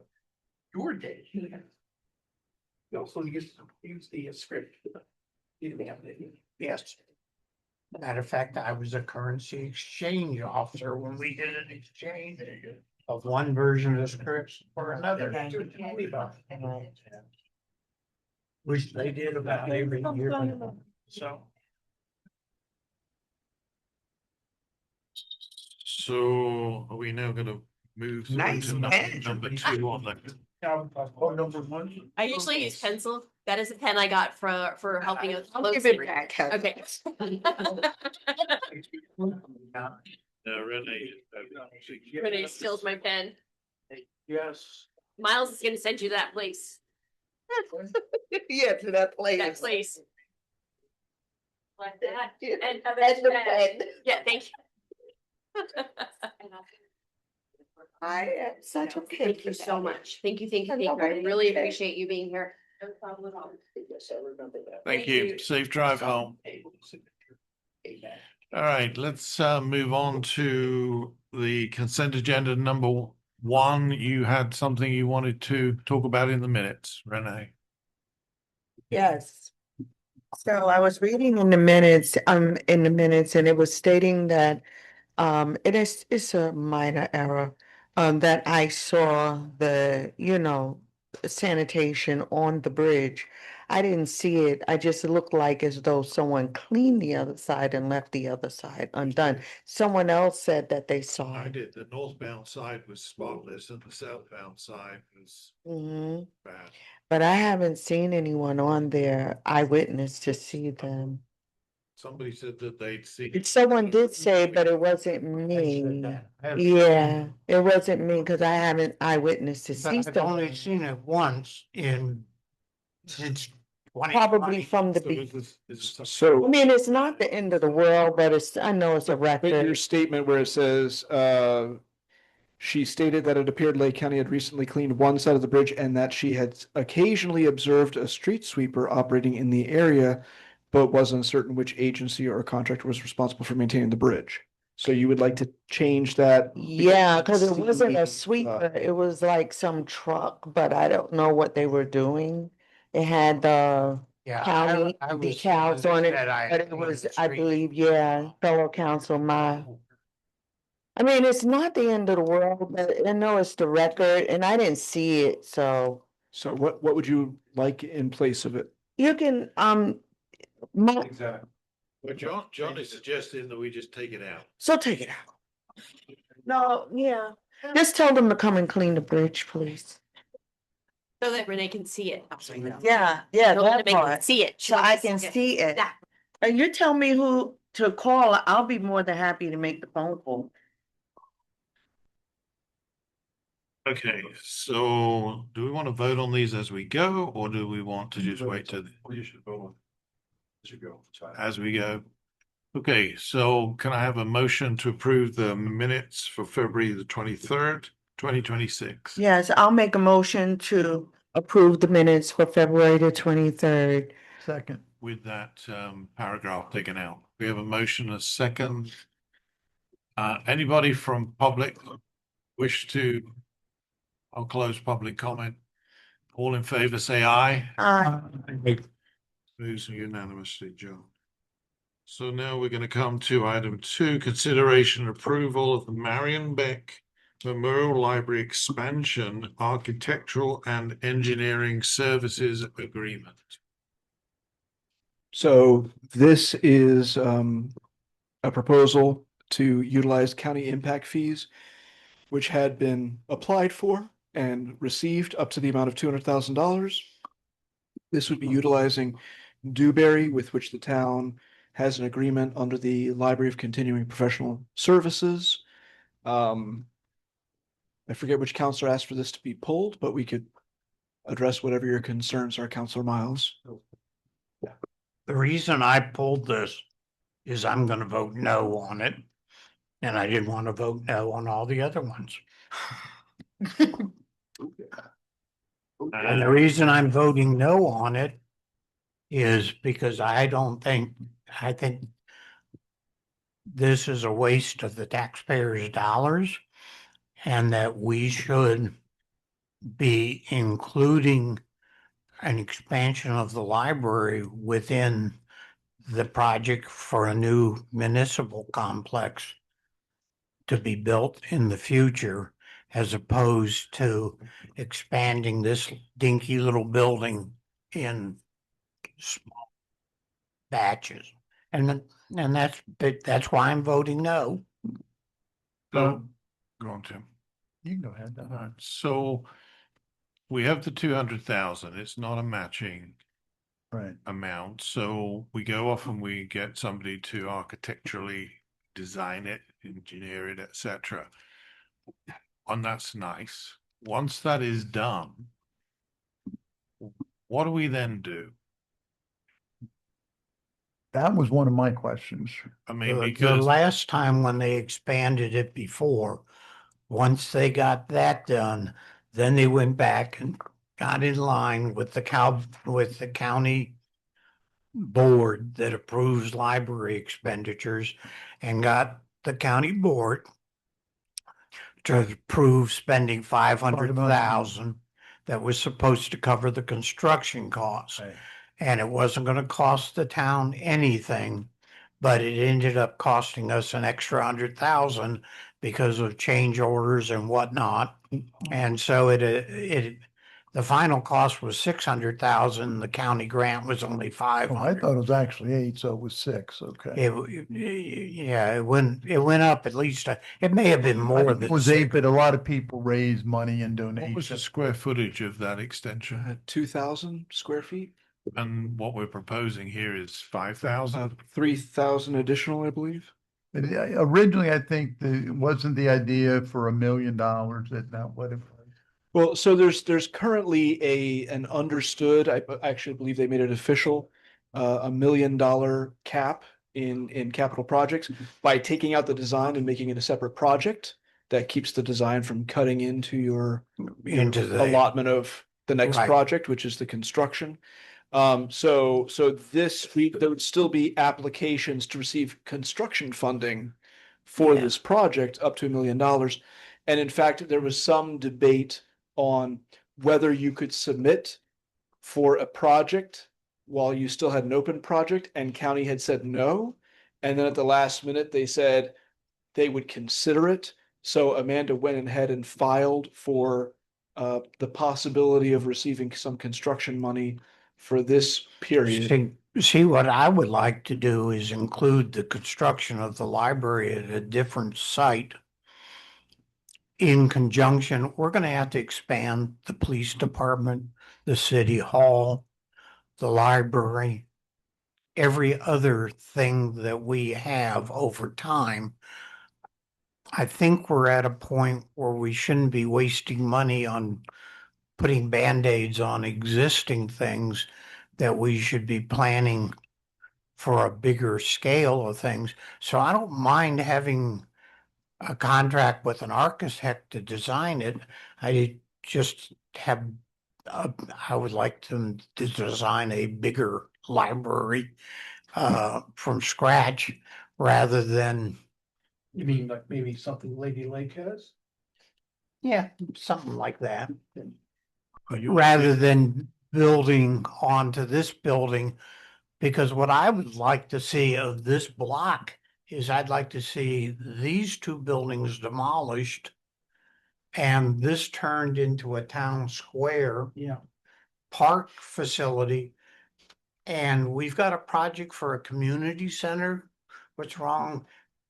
Fruitland Park made a wonderful community center out of their old library. Yes, he did. And I think that would be a good thing here. I would not demolish that building. It's too new, it's too nice. But these two buildings are, Well, past their life. yes. And I know you might consider this for a museum. No, actually, I know we have been talking about it over the period of time. And I actually believe that it would just cost us so much more to just patchwork this building. I would love it to be a museum, even if we can Not preserve too. a small portion of it, like, that front portion, a small, I don't know, I'm not an engineer or an architect, but some segment that can be preserved as an original piece to the building. But I think it's a great idea when we talk about making this a municipal square and then maybe making the library and a community center. I mean, most of us probably Yeah. won't be on council by the time all this is done, but this is a nice vision casting for future councils and putting something in place to make those hard decisions Right. on how to put that together. And right now, the existing library looks pretty nice. But when you start patching this piece and that piece, Right. the building's gonna look not so good in the future. Well, like, I'm not that thrilled, and this is no slight against anyone who was a part of the decision, but I don't like how the, what do you call, the modules Modular. are connected to this building. It doesn't have, the aesthetic of it is not, it's just, Yeah. I don't Oh, you wanna. mean these things? They're- The tin cans? They're modules. Yeah, they are. They modules. The one thing that everybody agrees does not look good. Yeah, It don't and look anywhere. The other thing is the town manager and I have both, and I think the mayor has separately talked to people with the school board would like to get a new facility. And they're looking at putting I'm talking about their headquarters building. They live in a dump right now, a sick building type of dump. But they've been afraid to go to the taxpayers and build a Taj Mahal. But as part of the renewal, which has to happen in 2031, the school board is talking about using the property here in Howey as a location for the school board headquarters for Lake County. And it would, Speaking of that big parcel that is overlooking Lake yeah, Harris. what used to be the Howey Academy. Okay, yeah. And wouldn't that be a nice location for our municipal complex also? Very centrally located. Not for fire and police. I wouldn't want them right in the middle of town, but that's just me. Are we gonna use it or lose it with this Well, 200,000? I know it's been so- kicking around for a long time. So this was approved in the last cycle of the county impact fee review. So this is design money for an expansion. So I mean, the repurposing of it, it might kind of put you back in the front of the list if you want to do a different project. You'd have to do them. I mean, you certainly don't want to use it if you're just going to get a design that you have no intent Well, of implementing. That's my point to the lady that came up earlier.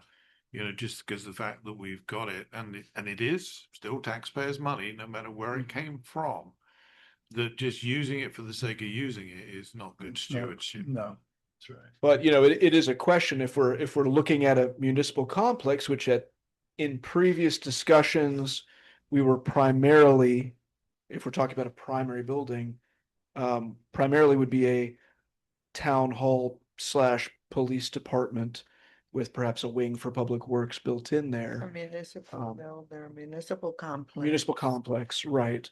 So it did not necessarily include a library in there or on the campus of that. It didn't necessarily exclude it either. We've got a wonderful location already for our public works department.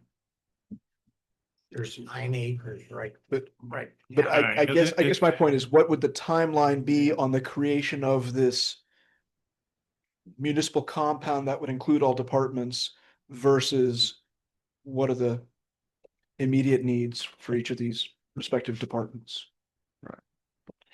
Is there anybody in the public would like to talk on this? And we also have our library director here in the audience as well. I see her. Hello, Amanda. No, then I'll close public comment, bring it back to council for a motion to either approve it or to, I guess, not approve it, leave it as it is. The only thing I feel about it is I don't mind a library being separate from all that other stuff. I can't see a library personally being in with the police department, being in with public works, being in with town. I think a library ideally is a separate facility, whether this building is it or not, I don't have, I see that area being developed as a campus. And it would have the largest building would be for the school board headquarters. And then a town hall / police department. You could have another building as the library on that campus. And there may be I don't see putting public works and its garbage trucks and bulldozers down there. I think that 9 acres. I would think be that the 9 best acres place. would be the best place to put them. Yeah. And then convert this into a real park instead of the halfway park that we have now. And keep the library building, but repurpose it as a community center To be in the town to square. be in the town square. And then encourage people around the perimeter to start building it's already zoned properly Mhm. for them to So build things around the town square. So if we purpose the 200,000 to expand the library, and once it was built, we then change the use of it, would that still work or not? It would to a degree, meaning you would prorate based on a 10-year period of time. Any impact fees that you use. So let's say right now, we did the expansion, which was, I'm going to say 5 years ago. So if we suddenly tomorrow converted the library into a event venue like Fruitland Park did, we would be liable to return half of the funding, at least for the construction portion of that. But on the other hand, I 5 to don't 10 see years. this being built for another 5 years anyhow. Or more. So, or more. So by that time, That's the beginning of the 10-year. that 10-year period Yeah. will have all elapsed. We won't have to worry about the one that was done 5 years ago. If we do another one now, we probably will have to worry about it. But on a prorated basis, to answer your question. I have a question. Is the $100,000 from that had to be put into the library for that expansion, is that paid in full? So you're talking about above and beyond the initial $500,000. Yes, I mean, that was change orders and things like that. From memory, I wanted to say it was around 80,000 extra. But that came out of, I want to say the general fund. I believe at the time there was some utilization of Parks and Rec impact fees, which was probably not appropriate. But it did, I'm getting the nod from Heather. But before my time.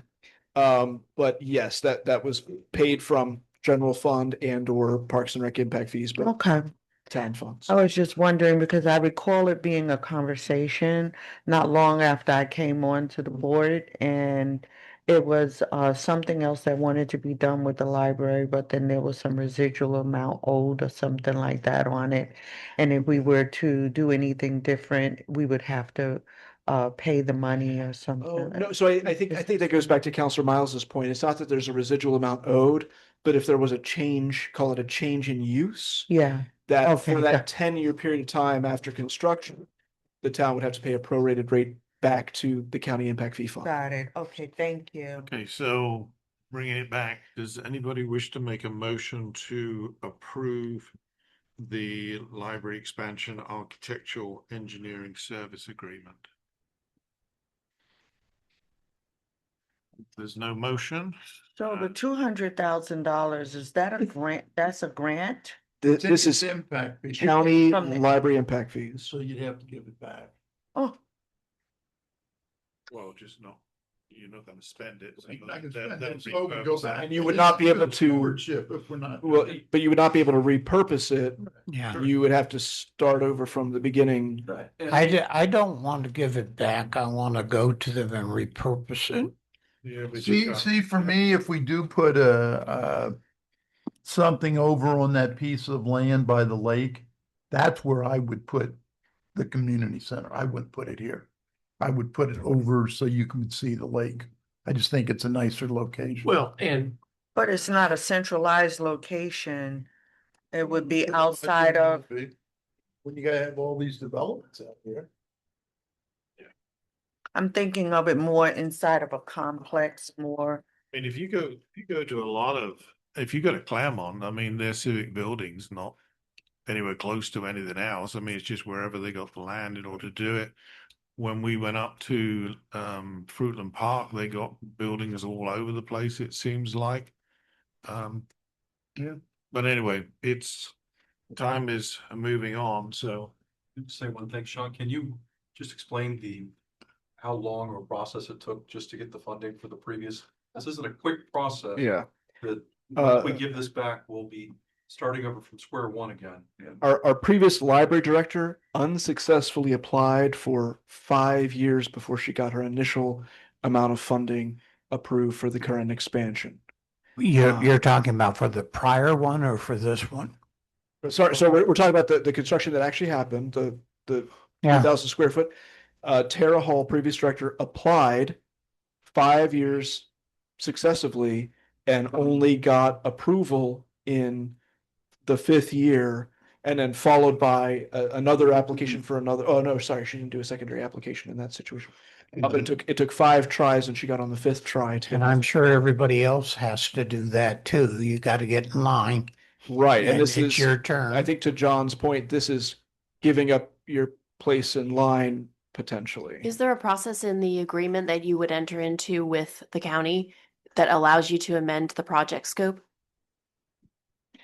It would have, I mean, sure, but it would have to go to the County Library Advisory Board, then the County Board of County Commissioners for whatever the Is it proposal easier is. though if you lock in now to go and ask for, hey, we would like to do X, Y, and Z with this funds instead of what we had proposed? It's still gonna have to be for a library no matter where. Oh, sure. But if you could, rather than designing an addition, you can design a standalone building somewhere else, that kind of thing. I mean, I'm gonna Politically, throw out. it's probably not gonna happen. I don't know if that's I- gonna well- that, but Okay. I will tell you that practically speaking, with the politics of the library board, that probably. It'll put you to the back line. I will also throw out on another aspect, even ignoring the personal political groups involved with that. If we're just talking about the practicality of funding a project like this, $200,000 will help you design up to a $2 million facility. Design is approximately 7.5% to 15% of the cost of the final construction. So if you're talking about a totally new facility, I forget off the top of my head how much the last new library cost, Fruitland Park. I want to say it was more in the neighborhood of $5 million. It was like And that was 2.5, 3 million. Fruitland Park was more than Fruitland that's Park a was more than big that. building it was they've more got. than And it was 6 years ago that it opened, and it was, I want to say, a $5 million facility. And so, meaning, I guess my point is $200,000 is not going to be sufficient to cover the initial cost of design. So if council's willing to go through the process to maybe get permission to repurpose that for design, council would then also have to consider throwing in maybe another $300,000 of its own money to continue the design. So it's cost half. As we're repurposing it, that they increase the amount. But now you're going back to the beginning of the line because all the funds within a given year are The end. allocated. So you're going back to the beginning of the line. And frankly, that begins March 1st of every year. So we did have Amanda put in because they she got advice that they were changing the rules, that she could potentially have two open projects at a time, design and construction. That was a last minute change, so she jumped right on that. But to start again and go back to the beginning of the line would be 12, a year minus 9 days from now. Why, We hear from the library director. You can ask her any questions you would like, sir. yeah, Here. Why don't you put in for the money and what do Yeah, you think you would do with it? and the other thing is, we had a discussion 2 years ago about staff submitting things without asking by your leave from the town council. Like, for example, applying for a grant for a library And without the town council being aware of it. you are Now, we were aware of the design, yes. but we were not aware of the construction. And you are 100% accurate, Counselor Miles, and I take responsibility for that because this was a situation where Amanda was advised that she would not be able to put in for construction money until the design had been completed. And then she received advice a week 2 days. before the closing, Yeah, 2 days before the closing The period. application closed. That was not necessarily the case. Of course, the library director was outgoing at the county level, so that might have had something to do with it. So she had 2 days to potentially draft up Put the whole something and application together. throw her hat in the ring. So she went ahead and did that. I knew we'd be advising the council on this topic tonight. But I figured there was no sense in losing that opportunity, and it was a last minute opportunity. And how for much, that how much was that, did you request? Requested 500,000, That's what I which is thought. the most that I can request in 1 year. That's what I And next year I can request another 500,000. And they may or may not award it. Right. They'll vote on that sometime in May at the County Library Advisory Board meeting. That's what I thought. Can- Now, how long, Can I make a motion that we defer this decision until after May the 3rd, like the second meeting in May? Yeah, so after That we Meeting needs- table the discussion for this item that we're currently in, which is the award of the design, till this time certain of the second meeting in May. So you're trying to see if the construction money is will they do it if we don't have work I don't toward the know. design? So that was my Yeah, question. Is there an I'd say- expiration? I'd say no on that. we have a time period to even do the design. We do. So we would not be in danger a couple of years. Now, what, Um, I've got a question for Amanda. So let's say we approve the design tonight. You get the 500,000. How soon do you have to begin using that 500,000? Within a year or so, I believe. just a correction with construction projects, I believe it was up to 4 years. For the to construction. start using or to finish the construction? I want to say you typically have to have used up the money Use within it with- 4 years that of is- approval for construction. The design money would be probably different and on the typical 2-year 2-year. cycle. And But we still have the only thing I don't want to do is have us start something and then not get the money to finish it, and then we have to come up with it. That's my only concern. Yeah. I agree with that. But once we start seeing hundreds of houses going up in Howey, that can be a persuade. How do you think, Fruitland Park, who is not number one among the municipalities in Lake County, got their $3 to $5 million library? Well, the village has built an entire district within Fruitland Park with about 4,000 houses. That might have had something to do with it. And we've already got 2 developments with 1,000 houses that are at the verge of going vertical. What do you And- mean by they're not one of the top? What do you mean? They're by- one of the biggest cities is what. you- It's a small city and it's a dumpy place.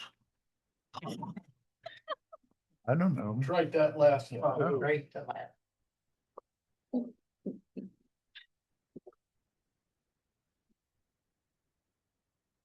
I love consistency. So to that point, continuing Councilor Miles' suggestion, so the idea would be to wait to see the success or lack of success on the construction appropriation or impact fee request. Whenever that may be done at the county level. Do we have impact fees for the library in the town, or is that one of the ones that's still sitting So- out there with wheel down waiting? So that was one of the, and I'll talk about this during my town manager report. But in conversations with Will Dan, we talked about the likely cost of actually doing the library construction and the realistic maximum reception of $1 million from the county impact fee funds. They formalized that limit, and how with the $200,000 design budget, we're likely looking at a $2 million construction project.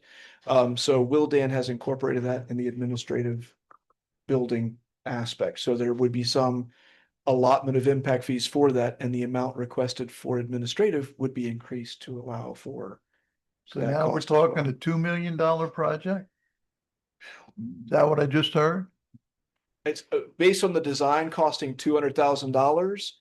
Your construction, rule of thumb, your construction is That changes 7.5 to 15% of your construction design or your design cost. So if it's $200,000 to design it, it's somewhere in the ballpark of 2 million to build it.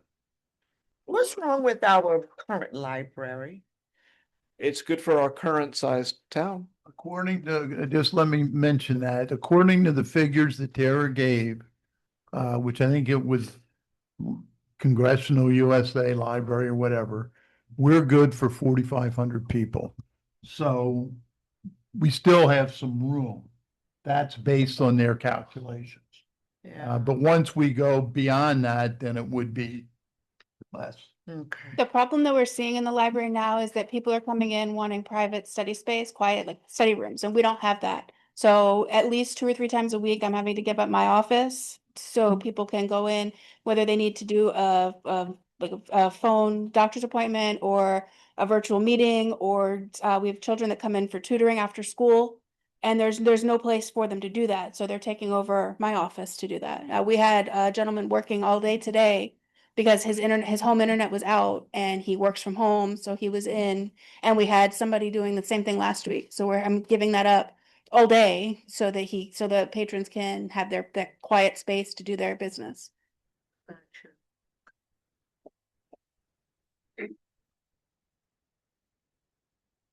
So, and ALA says, 0.7 feet to 1 foot. I mean, they've kind of gotten away from this recommendation, but that was their last standing one. So if you look at 4,000 square foot library, you do the math. I mean, a 4,000 square foot could serve up to 4,000 people, which. Well, I get think we we could all attend that. know what's going on here. Somebody needs to make a motion if they want to approve, or otherwise I'll make a motion that we table this item until the second meeting I was in about May. to do exactly that, so I'll second that motion. Okay, we have, I think I already did that. So we have a motion and a second. And as it's tabling, all those in favor say yes. Yes. Yes. Yes. We already did. Okay. so Yes. And those against say no. Councilor Rosenbaum, second. Thank you. You're welcome. Second and thank meeting in you. May.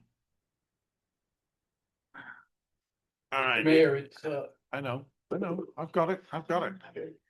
I'm gonna propose that we have a 5-minute break, but before we do that, can I get a motion to extend the meeting for an hour? so moved.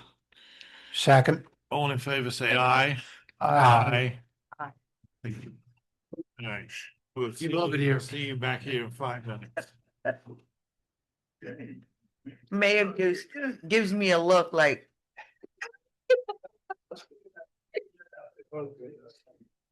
Say now, 030 GMP or 2030 DST. What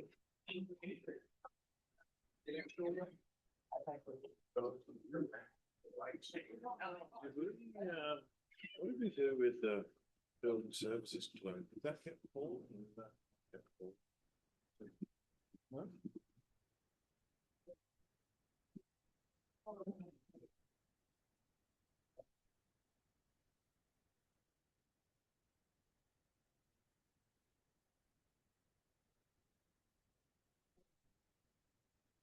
Dawn, I went to get water and it's empty. Oh, I'll get you some. I'll just go, okay. One of my bottles. How many bottles do you have? Well, they gave me two and I brought one with me because they're often out of water, so Yeah, I was gonna use I get very. it's gonna be fiscally prudent to use the water over there.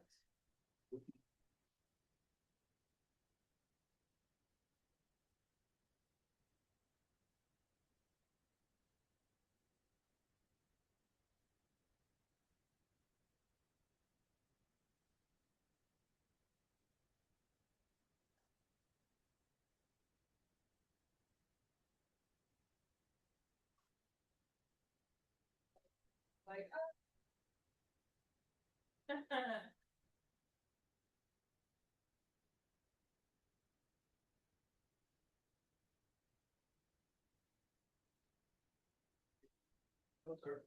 Let's see you very here today.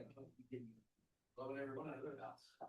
It's like, I think 6 weeks ago. Nothing very worse. We pulled it, and Matt said, he gave this to a speaker. Well, Ron. But that was really.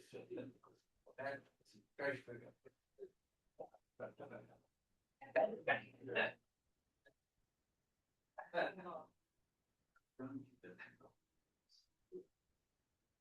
Said for.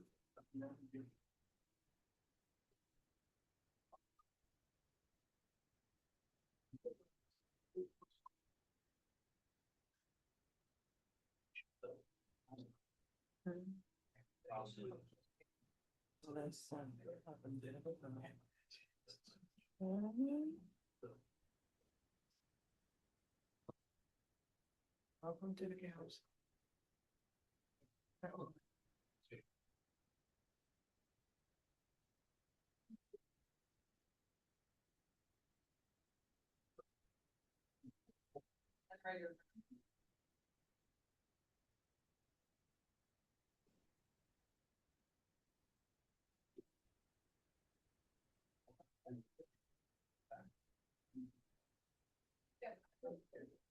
Oh, nice. That is good, because we're not doing cycle yard.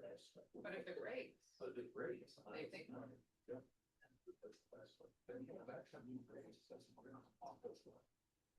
If you will not. The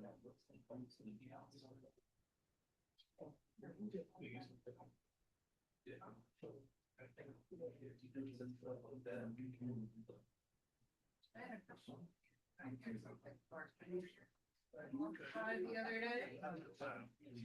Well, that's what happens. Yeah, I know. Very nice. Excuse me, so I watch over your kid. Well, thank you. I wanna. That.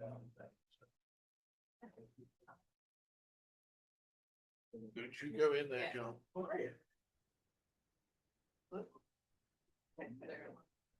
Yeah, sir. Oh, they are. Oh, a little tiny one for you.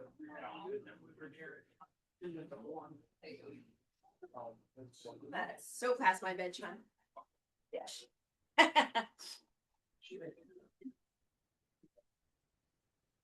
Aw, I didn't know there was another one over there.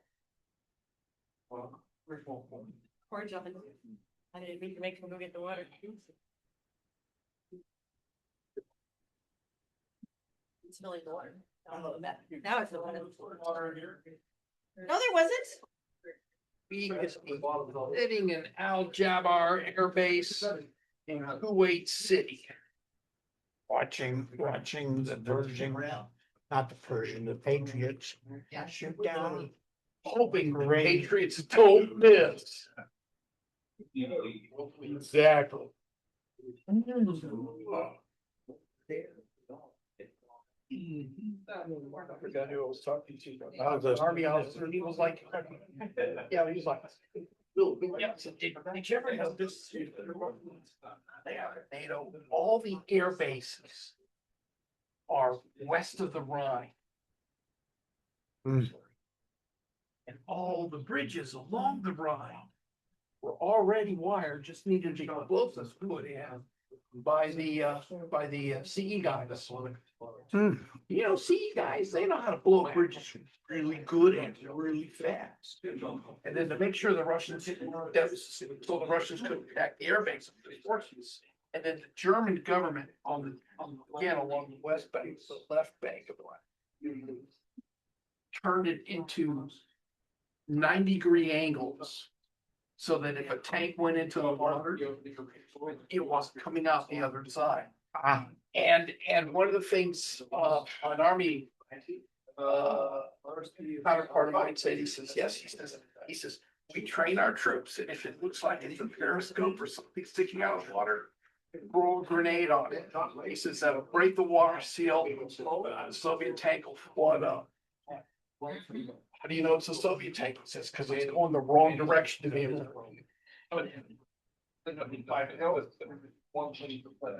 Oh, but that's why all the air bases are on the other side of the Rhine. Exactly. Okay, That is 4 left. let's bring this meeting back to order at 8:38 for John's benefit. And then we'll move on to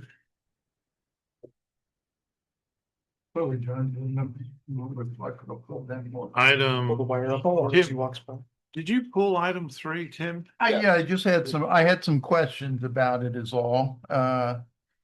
The question I had was, it showed on the thing 22,000. So that is for how many months was that calculated for? That's for half a year, so that's a 6 month. Okay, so the decision was made to pay this person 44? That was my question. But that's the No. total cost. No, the total cost was 30-some thousand. Oh, okay, I got you. Just the salaries were Just the 22. salary line. So if that's a 6-month, then we're planning on paying them 44? Oh, right. If you're looking at, yes. the Okay, annual what did gross. that person make before? For that position, going back a few years. Wasn't that like 28,000 or something? It's like That was 1750. Okay, We were talking about, $21. no, this is 20. so we're bumping it to 20? This would be up to 20. We had initially talked about 1850 when we were talking about this year's budget approval, but there was some comment from council to say maybe we need to allow for a slightly higher range in there. So we put it in at up to $20 an hour for a 6-month period. I remember the discussion about paying more. Mhm. Was that person good or not good? I mean, were they doing the job or?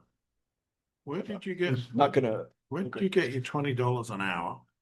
if you have, There was a discussion at the meeting. No, I guess what's No, that, to Tim's point, if you double 22,400 and divide it by 2080, which is the normal Oh. 40-hour week, it's $21.54. you're correct. Am I off on that, Oscar? Was that not a 6-month calculation? It should have been. Did you figure out?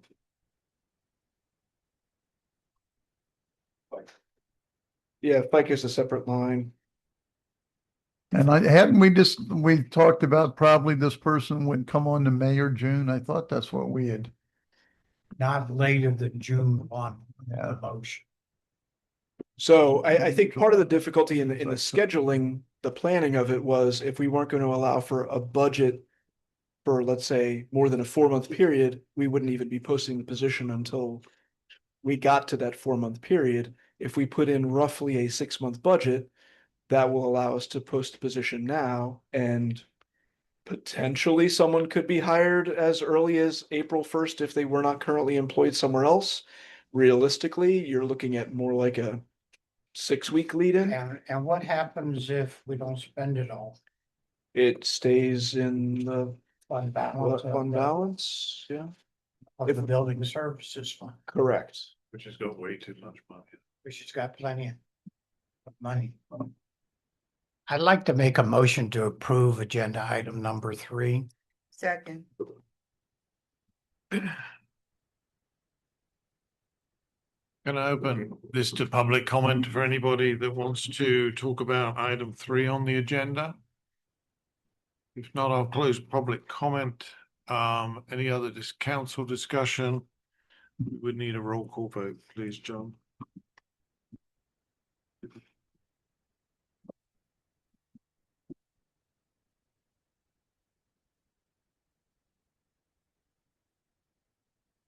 Counselor Arnold, Yes. Mayor Pro Tem Everline, No, I can't approve this because I didn't approve the position in the first place until next year. Counselor Lanneman, Yes. Counselor Miles, Yes. Mayor Wells, Yes, motion passes. thank you. Let's move on to item 4 of the consent agenda, consideration approval deaccession of old PD computer equipment, bicycles and vehicle seats. I think you pulled this one, David. Yes, I pulled it for two reasons. In the future, could we call this disposal of excess equipment? That's number I one. agree. Disposal Instead sounds of like you're swinging it deassessment. away, though. Deassessment is a word. I looked it up. Deaccession. Deaccession. Deaccession. Yeah, deaccession. Disposal sounds negative. Chief, question, bicycles. You got 3 Treks. Last time I priced a bottom line Trek, they're running about $600 to $800 each. You don't use these?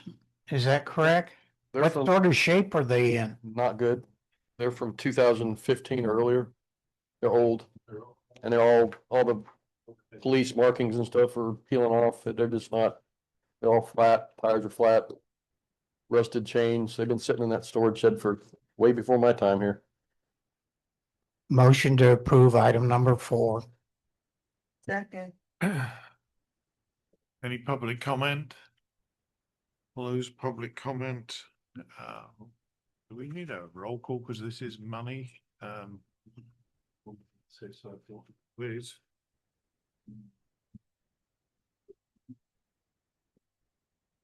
Good question, overriding the hard drives on the. They drill them on site. We pull them out and they drill them on site. Got it. We did some old stuff that wasn't we had some old stuff that wasn't on any inventories. There was like Sure. 20 desktops back there.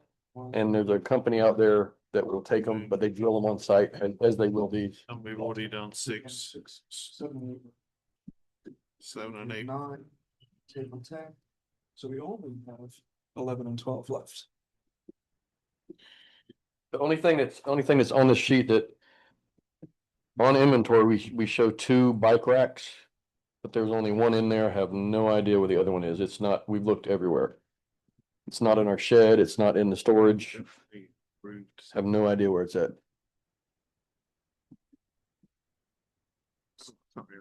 Thought you given up the world to live there. Pretty close. All right, roll call on the agenda item on deaccessioning. I don't like that word either, just. Mayor Pro Tem Everline, Yes. Counselor Arnold, Yes. Counselor Lanneman, Yes. Counselor Miles, Yes. Mayor Wells, Yes. motion passes unanimously. Let's move on to new business item 11, consideration and approval of PD pension vesting period reduction. Let me get to my page here.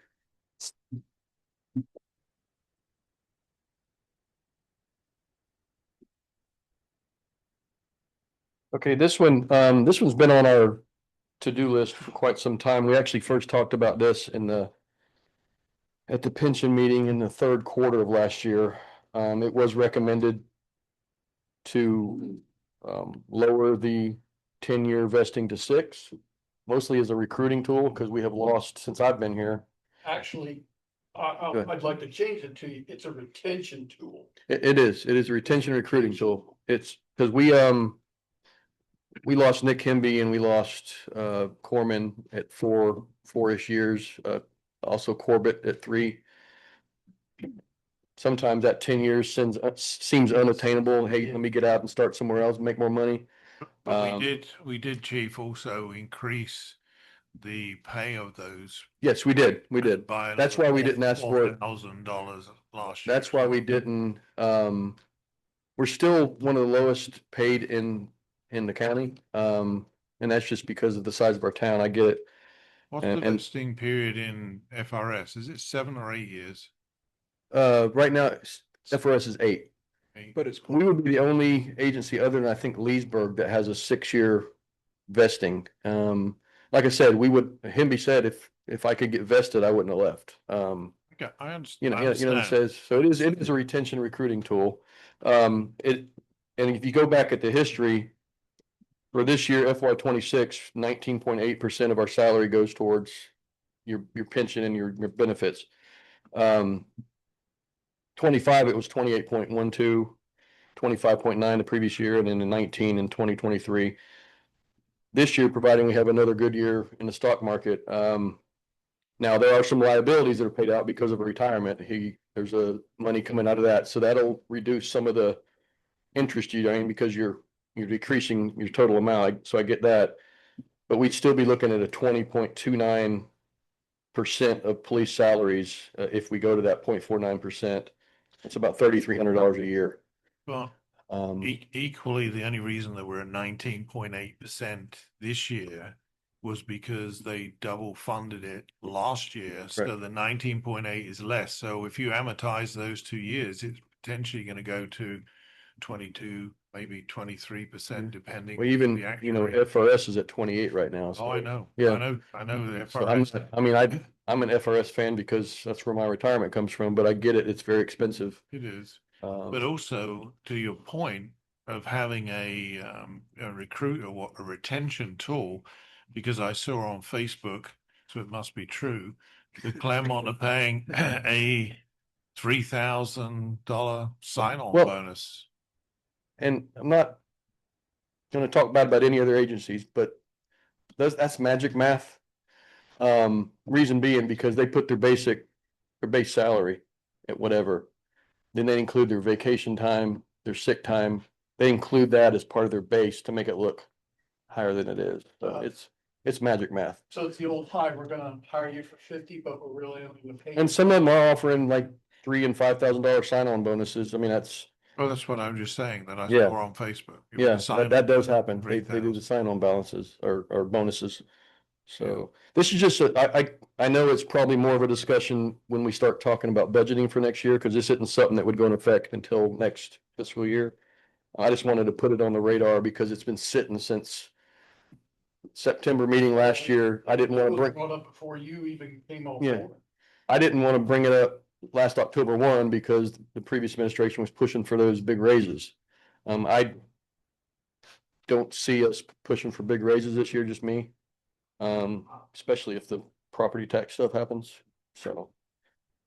But this is just an idea to try to give us that little feather in our cap to try to get some recruits, because we're going to start needing them.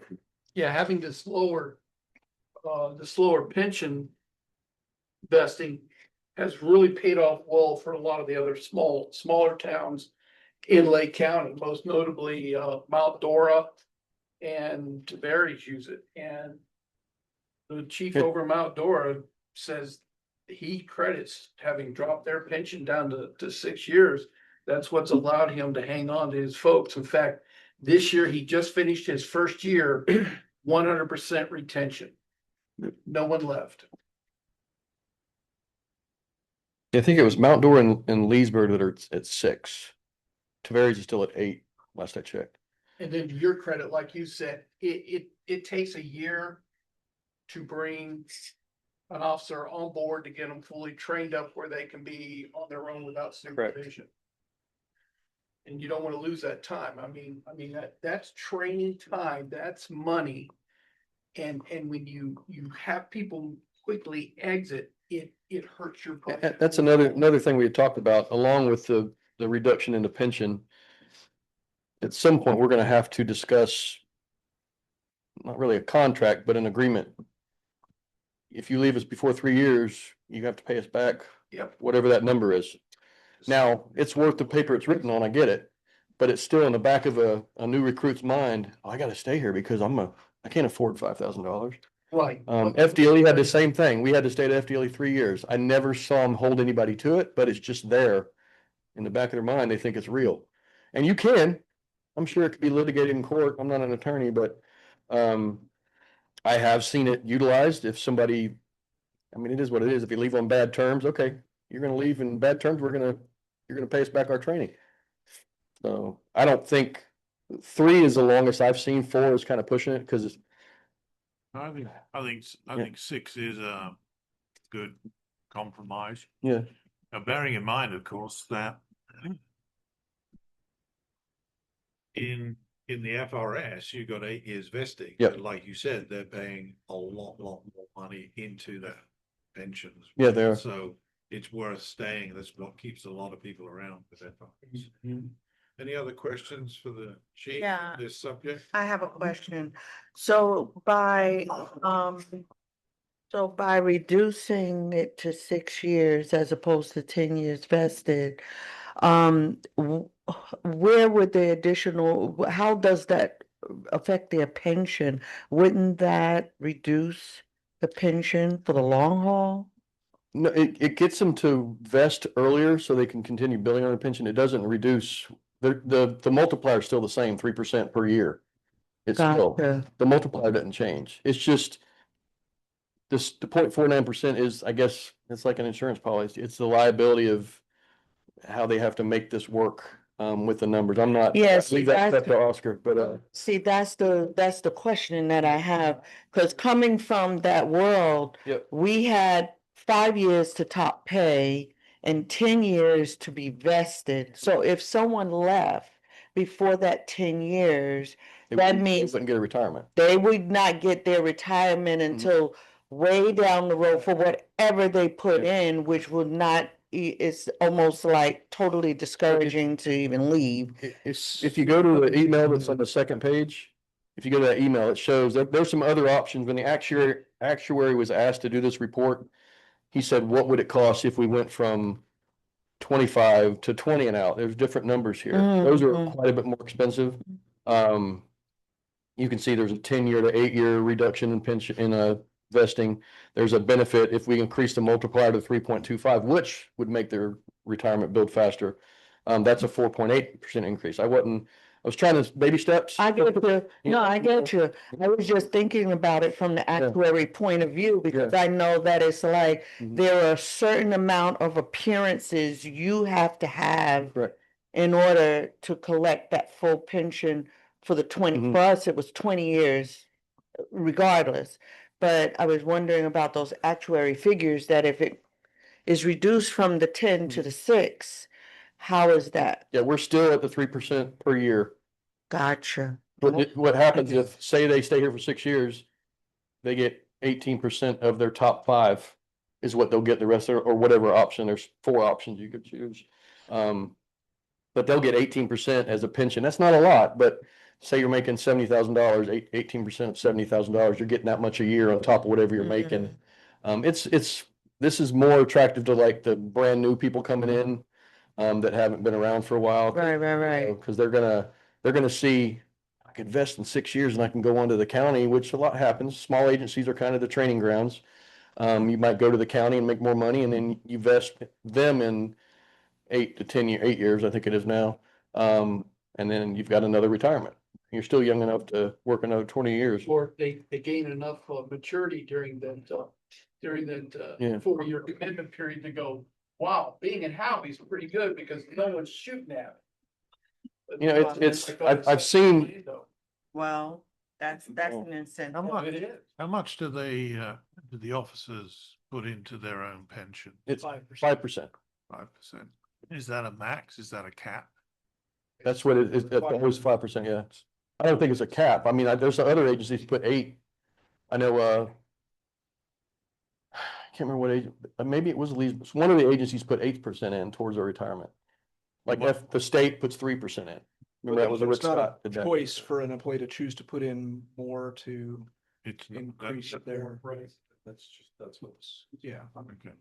That's a low The number. biggest hit would be, This is only 3. the biggest hit if we would reduce our retirement to 20 years, 20 and out, it was like a 7%. So that was a pretty big one, because you still only get 60%, but you can do full retirement at 20 years versus 25, what it is now. That's what the state was. I had to retire at 25 or going to drop at 25 or 52. I was lucky enough where I was able to get into drop before I hit 52, so. Oh, so it is the years and the age. Yes, now it's 30 or 55, I believe, for people that are coming into the state now. It changed. So what's your purpose of bringing this now rather than at budget season? I just wanted it because, like I said, we initially got this approved back in September. I didn't push forward in October, because we had the raises and stuff. I didn't want to hit you with another, hey, I'll add this too.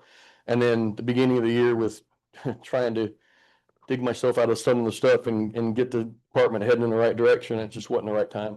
I just wanted, again, I'm fine if, I just wanted to bring this up so it's on your mind. This is one of my goals. That as well as accreditation and other stuff like that. I understand you may not approve it tonight and it'll go to whenever we start doing the workshops, the budget. And I'm fine with that. I just wanted to have it, fresh in your memory, and we'll talk about it again later if we have to.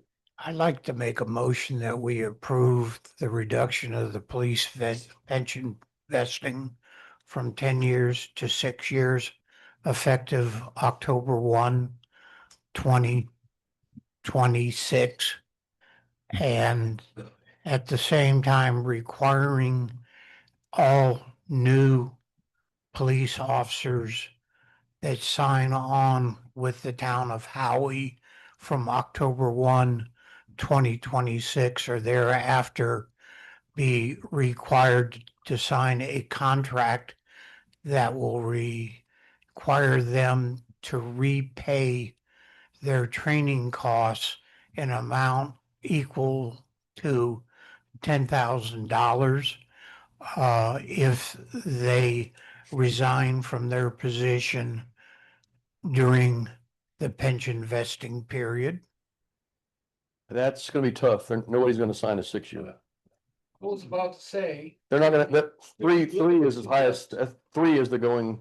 let's limit our discussion to the pension. Yeah. Because David, what you're talking about there now is recruitment. Yeah. Which is separate. Pension is retention, and at the end, recruitment is something, yes. we Let do me encourage change, that. rather than the 6 years, make it the 3 years. Yeah, 3 years is the kind of the, 3-year vesting. 3 years is kind of, 3 years, no, 3 years contract. You pay that. When you start getting the 4 years back, when you start getting the 4 years, there's how many agencies that do that? Chief Mike, I have a question. I can get the numbers. It's not $10,000. It's more like 5. So, I'll get what FDLE's is. so at this point, just, there's a, Counselor Miles's amount is 10,000. yeah, there's a motion on the floor. Yes, So unless there's 10,000 is clarifying way questions. higher than the industry. I've changed it to say that if they depart within 3 years of their date of hire, they would be required to repay a training fee of $10,000. Before this is seconded, I have a question for Chief Mike. I talked to 2 people about this that have been involved with the pension in the past. One of them was all for it, with the exception, he did not think it would make much of a difference simply because we are so low paid. Our officers are low paid. They are. So I guess my question to you is, these young people, would it mean more to them to get a higher pay or to get this? I think it's a combination of both. They do understand. Some people right out of the academy, they don't want to go hit an agency that's like call to call to call to call. They're just not ready. We've had officers here that just aren't ready. Smaller towns are a great training ground. That's what they are. And we do lose people. I just know that 2 of the guys we lost at 3 and 4 years flat out told me I would have stayed if I vested in 6. 10's just too far out. Well, the other guy who went to Mount Dora. Mount Dora. Yeah, but Edward was at 4 years. He told me he would have He stayed. would also have stayed if he'd have got the 10% that we gave to everybody else, but it happened after he left. Yeah. So get him back. Yeah, we're trying. He's ready to come back. We just got to get a position. We'll see how the budget and the schools and all that stuff Yeah, work out. that's the only thing I'm torn with. I mean, I want to get the guys something. Yeah. I just don't know if this is the way to do it or if pay is. Well, some of the research I've done, it is, again, if we were paid higher, we probably wouldn't even consider this, but we're paid higher, but this kind of adds, since we don't have a lot of opportunity to, because we're not a big town, we don't have a lot of commercial. I'm getting into Oscar's realm here. how things are paid for. But it's just an extra feather in their cap that, hey, I'm not making a lot, but heck, I can come to the sheriff's office in 6 years versus 10 years. So, it's just a way to get, like you said, retention and recruiting. And again, I know at FDLE, which they put a full-blown academy on for 10 weeks when they hire somebody, and their number is $5,000 if they leave within the first 3 years. So So we don't sponsor people. So a lot of agencies sponsor people and include that sponsorship into the academy towards what they owe back. But we're getting to, they're related topics, but they are different. Recruitment And is retention. not retention and vice versa. So I really like the idea of where the chief has said, let's talk about his retention tool. And then we can talk about how to hone the recruitment tool when he's had a chance to put something together to address that. I was in the recruiting business in the Air Force for a couple of years. New guys coming in don't care about pensions. They're just interested how much they get paid today. That's true. For the guys that are on top, recruiting starts at McDonald's, but retention is around the family dinner table. Because once you've been in for a while, that's when you begin to think in terms of your pension. Because if you've married during that time, guess what? You now have a second vote on whether you go or whether you stay. And so I'd like to just limit this to just this proposal. We do have a live motion on the floor, bringing it back to Councilor Miles. Is there a second to that motion? I need to hear the motion again. Hold on one quick second. Oscar, question. By reducing it from the 10 to the 6 years, my mind is still on the actuary, and that's not exactly true because I went in the academy thinking about retirement and pension. So, yeah, I went in there thinking about how to get this done. Because, yeah, but with the actuary portion of it, I'm still a little muddled on how by reducing it from the 10 years to the 6 years, how does that affect the pension? Like that money's got to get made up somewhere. Maybe I'm thinking about a different type of pension system. Well, it would depend also on how many people actually make it to the 6 years. And how many make it past that. So if you're expecting that they're gonna retire immediately after and start taking out, then yes, that's gonna be an issue. If they get to 6 years and they say, all right, I'm gonna retire, you're going to draw down on the retirement fund. But most of So they can draw down on the retirement even though they leave? if they stay the 6 years. Really? That's the thing. If you lower it. Now, they might be held to the age, they can't, without penalty, start pulling their retirement. Yeah, what is the minimum age though that goes along with that 6-year vesting? Isn't that 52? They don't draw it immediately. In other words. No, they can't draw it immediately. 6 years, which means when they retire, get to retirement age, they can start pulling. What is the retirement age? Right now, with state, I'm not sure exactly what, like for our pension, but we have the 25 years right now. I know the minimum retirement age in the state is 55. Right. Yeah, I'm not 55. talking about our plan. Our plan is 25 years. So. Okay. That's full retirement. Yeah. So help me understand. So is it 55-25? Like they can have Now 20. 55-30 in the state. It used to be 52-25. 30 Yeah. 30 years. So if they did 30 years but didn't have the age, they can't retire. Correct. But if they have the age, they still got to do the 30 year. It's either or.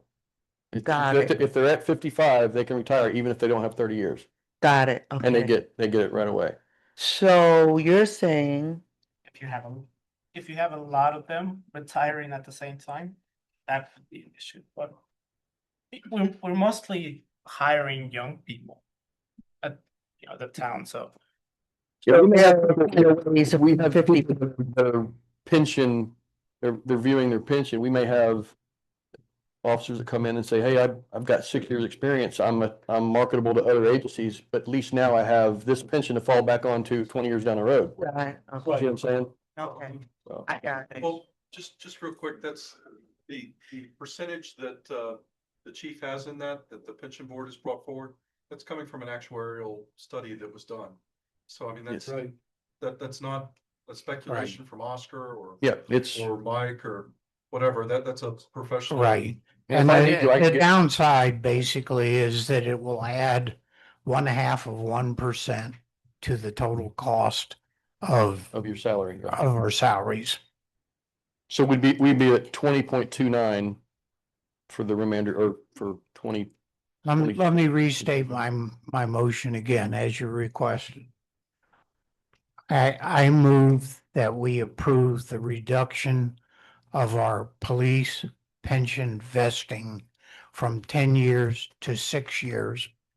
And at the same time, require all new police officers that are part of the pension system to sign a contract that requires them to repay $10,000 in training costs if they leave the service of the town of Howey as a police officer in less than 3 years. And making it effective on October 1, 2026. The 10,000 is it's gonna shut it down. Oh, but there's. That's way too high. I will second that emotion with the change. What? Dropping the 10 to 5. We'll address that later when we hit into our budget discussions. I'll accept that. So there's a motion on the floor. 5,000, 3 years or less. And there's a second, Counselor Evelyn? Yes. Chief Mike, is that?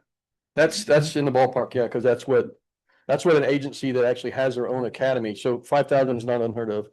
It's not going to be a deal breaker. Well, once again, we're not paying for anybody's academy. Correct, we're not. Well, we are paying for their equipment. I've seen numbers anywhere from 3,000 to 7,000, depending on how they're set up. What is the cost of the academy? I'm sorry? What is the cost of? the Right academy? now, it's about, I just had a guy, it's about $1,500 for the class. And and equipment, you guys supply. We don't supply the equipment, no, we don't, not until they get hired. So they'll be on their own unless they're sponsored by another agency like Lake County sponsors people. Mhm. Obviously have to have a gun, duty belt, stuff like that. Yeah, but we would pay for that if nobody else was. So Again, the We added, don't sponsor anybody in the academy right now, currently. Right. We just don't have the money to do that. So right, the but training once they're costs- hired, that's- Once they're hired, we give them their gun and their belt and stuff. Right. They don't You're keep right. it. but do they leave, when they leave, oh, they don't keep They don't it? keep it They don't- unless they get to retirement age and they can request. to Like have- I think Rick kept his. They have to turn That's in their approved by the pants county. and shirts too, Yes, yes. and their boots. Yep. What do we do with them? They're in our shed. Sometimes we- They don't return The same boots. size. Yeah, they don't return boots, but all their uniforms are returned. I don't Really? want their boots. So they don't pay for their own uniforms? Nope. Interesting. Military.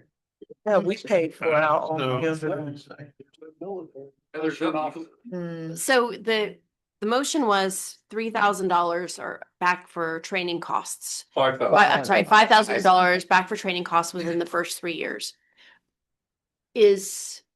What are the training costs? I guess Yeah, I mean, we haven't identified them all yet. It's not just training, it's training and equipment. It's training, it's their guns they So it's bought, the training and shoes they equipment? bought, Is the that- uniforms we bought. They don't get Yeah. the equipment. That's not their gun. They don't walk Yeah. off with it. It costs money to train a new officer. And You you gotta- have to you're- have you're a paying second a officer. field training Yeah, officer. you know. You're counting the time spent With that. by the Right. field training Right. officer. Because just want to make sure it was clear because I wasn't clear. because you have a training officer that's training a new hire, so you have two salaries you're paying where normally you don't have the one. Right. That goes into it, their salary, their Need to all know. the classes they take. They have to take a lot of online training and stuff like that, so it all adds up. Well, you can also claw back the equivalent amount of what they would leave in order to go and get more money. Correct. I'm not sure 5,000 is the right figure. Yeah, I can come up with an exact It number. seems a little. Because like I said, I've seen it. Well, we can evaluate it and see, and if I've seen it from, the lowest I've seen is 3,000 for agencies that do this and up to 7,000.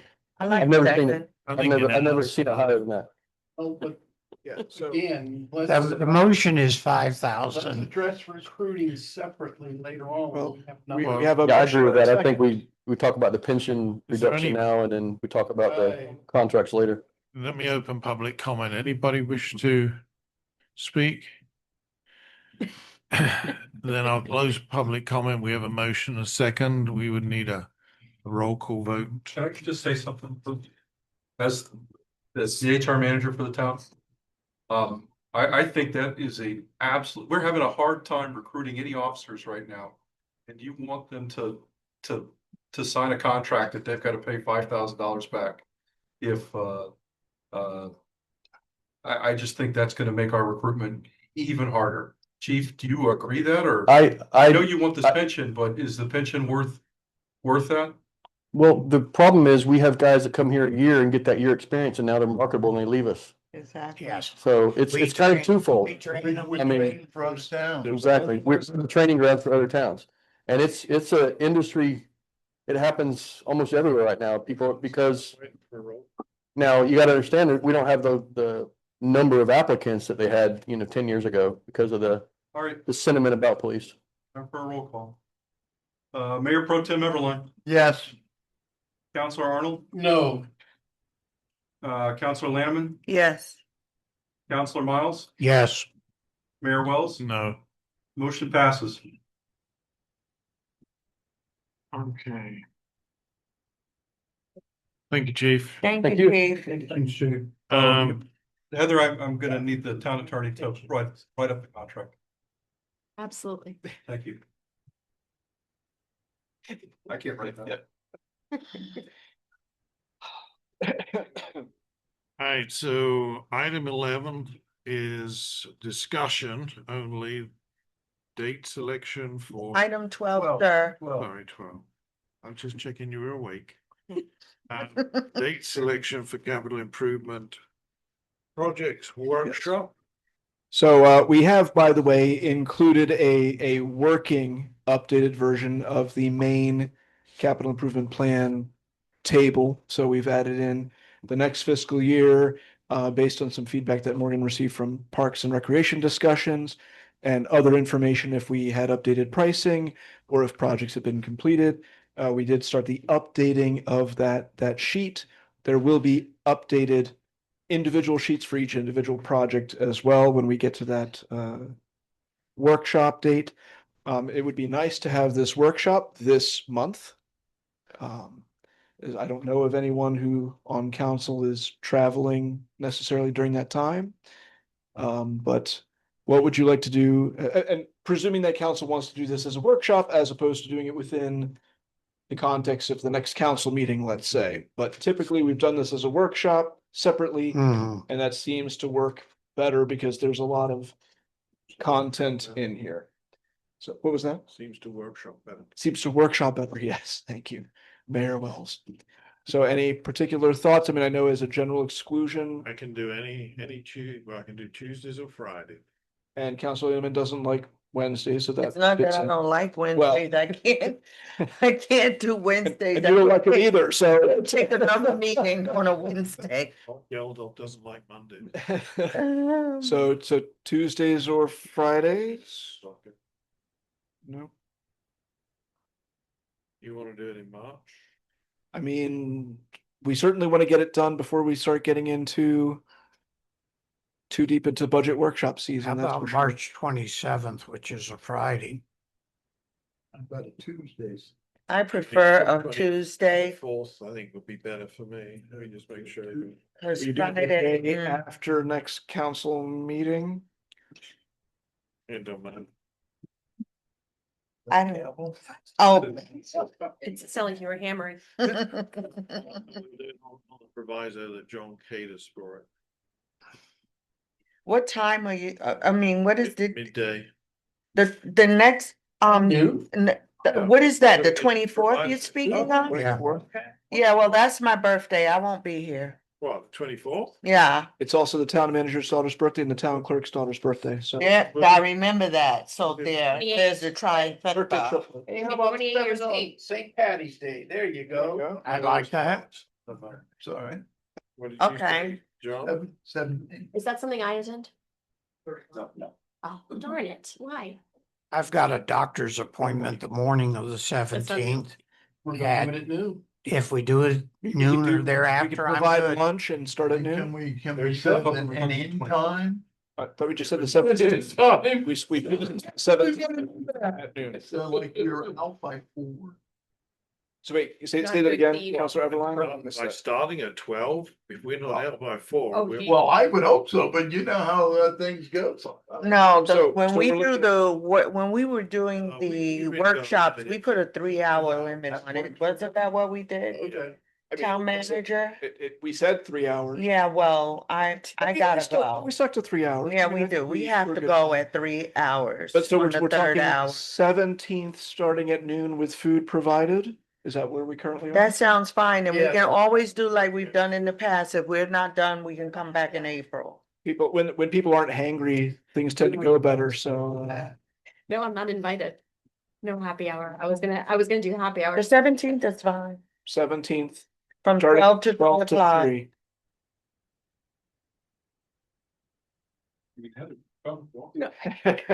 She says, no, thank you. Yeah. I'm busy.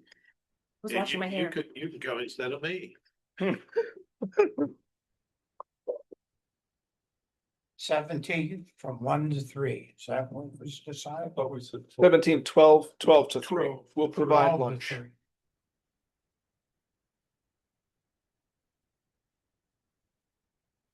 Okay, that is done. So let's move on to department reports, town hall. Report turn it back. Usually he wants to speak, but I tried. to.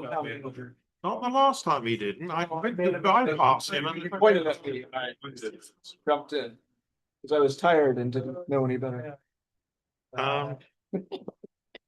Silly. Town manager? No, Oscar, can you just revise the revised spreadsheet you sent me to update the budget for the infrastructure fund for January? You've still got it in as December, and it should be reduced. All right, I'll do that. Thank you. And send it to me as well. Just while I'm on that, is the figures that you've got Send in me a there, copy of it too, when you send it to him. Why don't you send it to all 5 of us? Good practice. and updated in whatever's online. The figure that you got in the bank for the infrastructure fund, the 116,000, it looks like. Yes. Is there anything yet to come out of that, or is that free money at the moment? Well, currently it's for the ramp, Right, no, I understand that. so depends on your definition of free money. Well, no, what I'm saying is there anything left out to pay for citrus? Oh, no, those have been paid. Everything's been paid. So in that way it is. So if we have the opening, we'll find out what the boat ramp is going to cost us. Yes. At least then that way, when we come back to talk about it, we can talk more from an education point of view. Okay. Town manager. Oh, thank you. So. A few updates, regarding the status of impact fees, because I know some people were asking about that. Will Dan gave us a number of questions more in getting their reports clarified, for the impact fees. So it's currently back on our side to finish getting those questions answered. They're really trying to get it very precise for us. Property tax meetings this Wednesday and Friday with Lake 100 at the Venetian Center in Leesburg on Wednesday, and Heartland League of Cities on Friday in Claremont. As a reminder, the April 10th Heartland League of Cities meeting will be at the Mission Resort. That'll be here, so hopefully we have a good showing from the town for that event. And the town's Easter egg dash is Saturday, April 4th, the day before Easter, from 10 to 12 at Central Park. Yes. Council Mayor Pro Tem Eveline, No, nothing. Councillor Arnold, No questions or comments. Councillor Miles, Councillor nothing. Hanneman.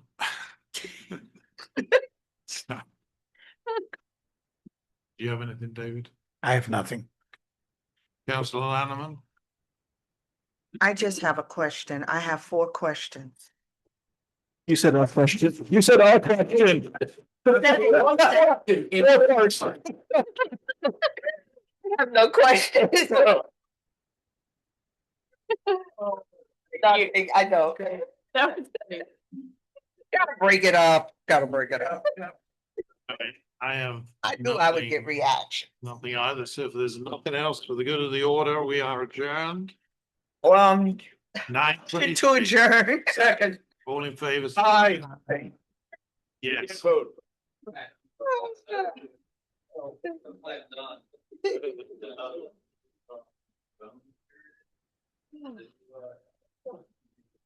I'm so disappointed I'm not invited to the capital improvement plan meeting. Come on, guys. See, you feel so bad about that. You feel left out.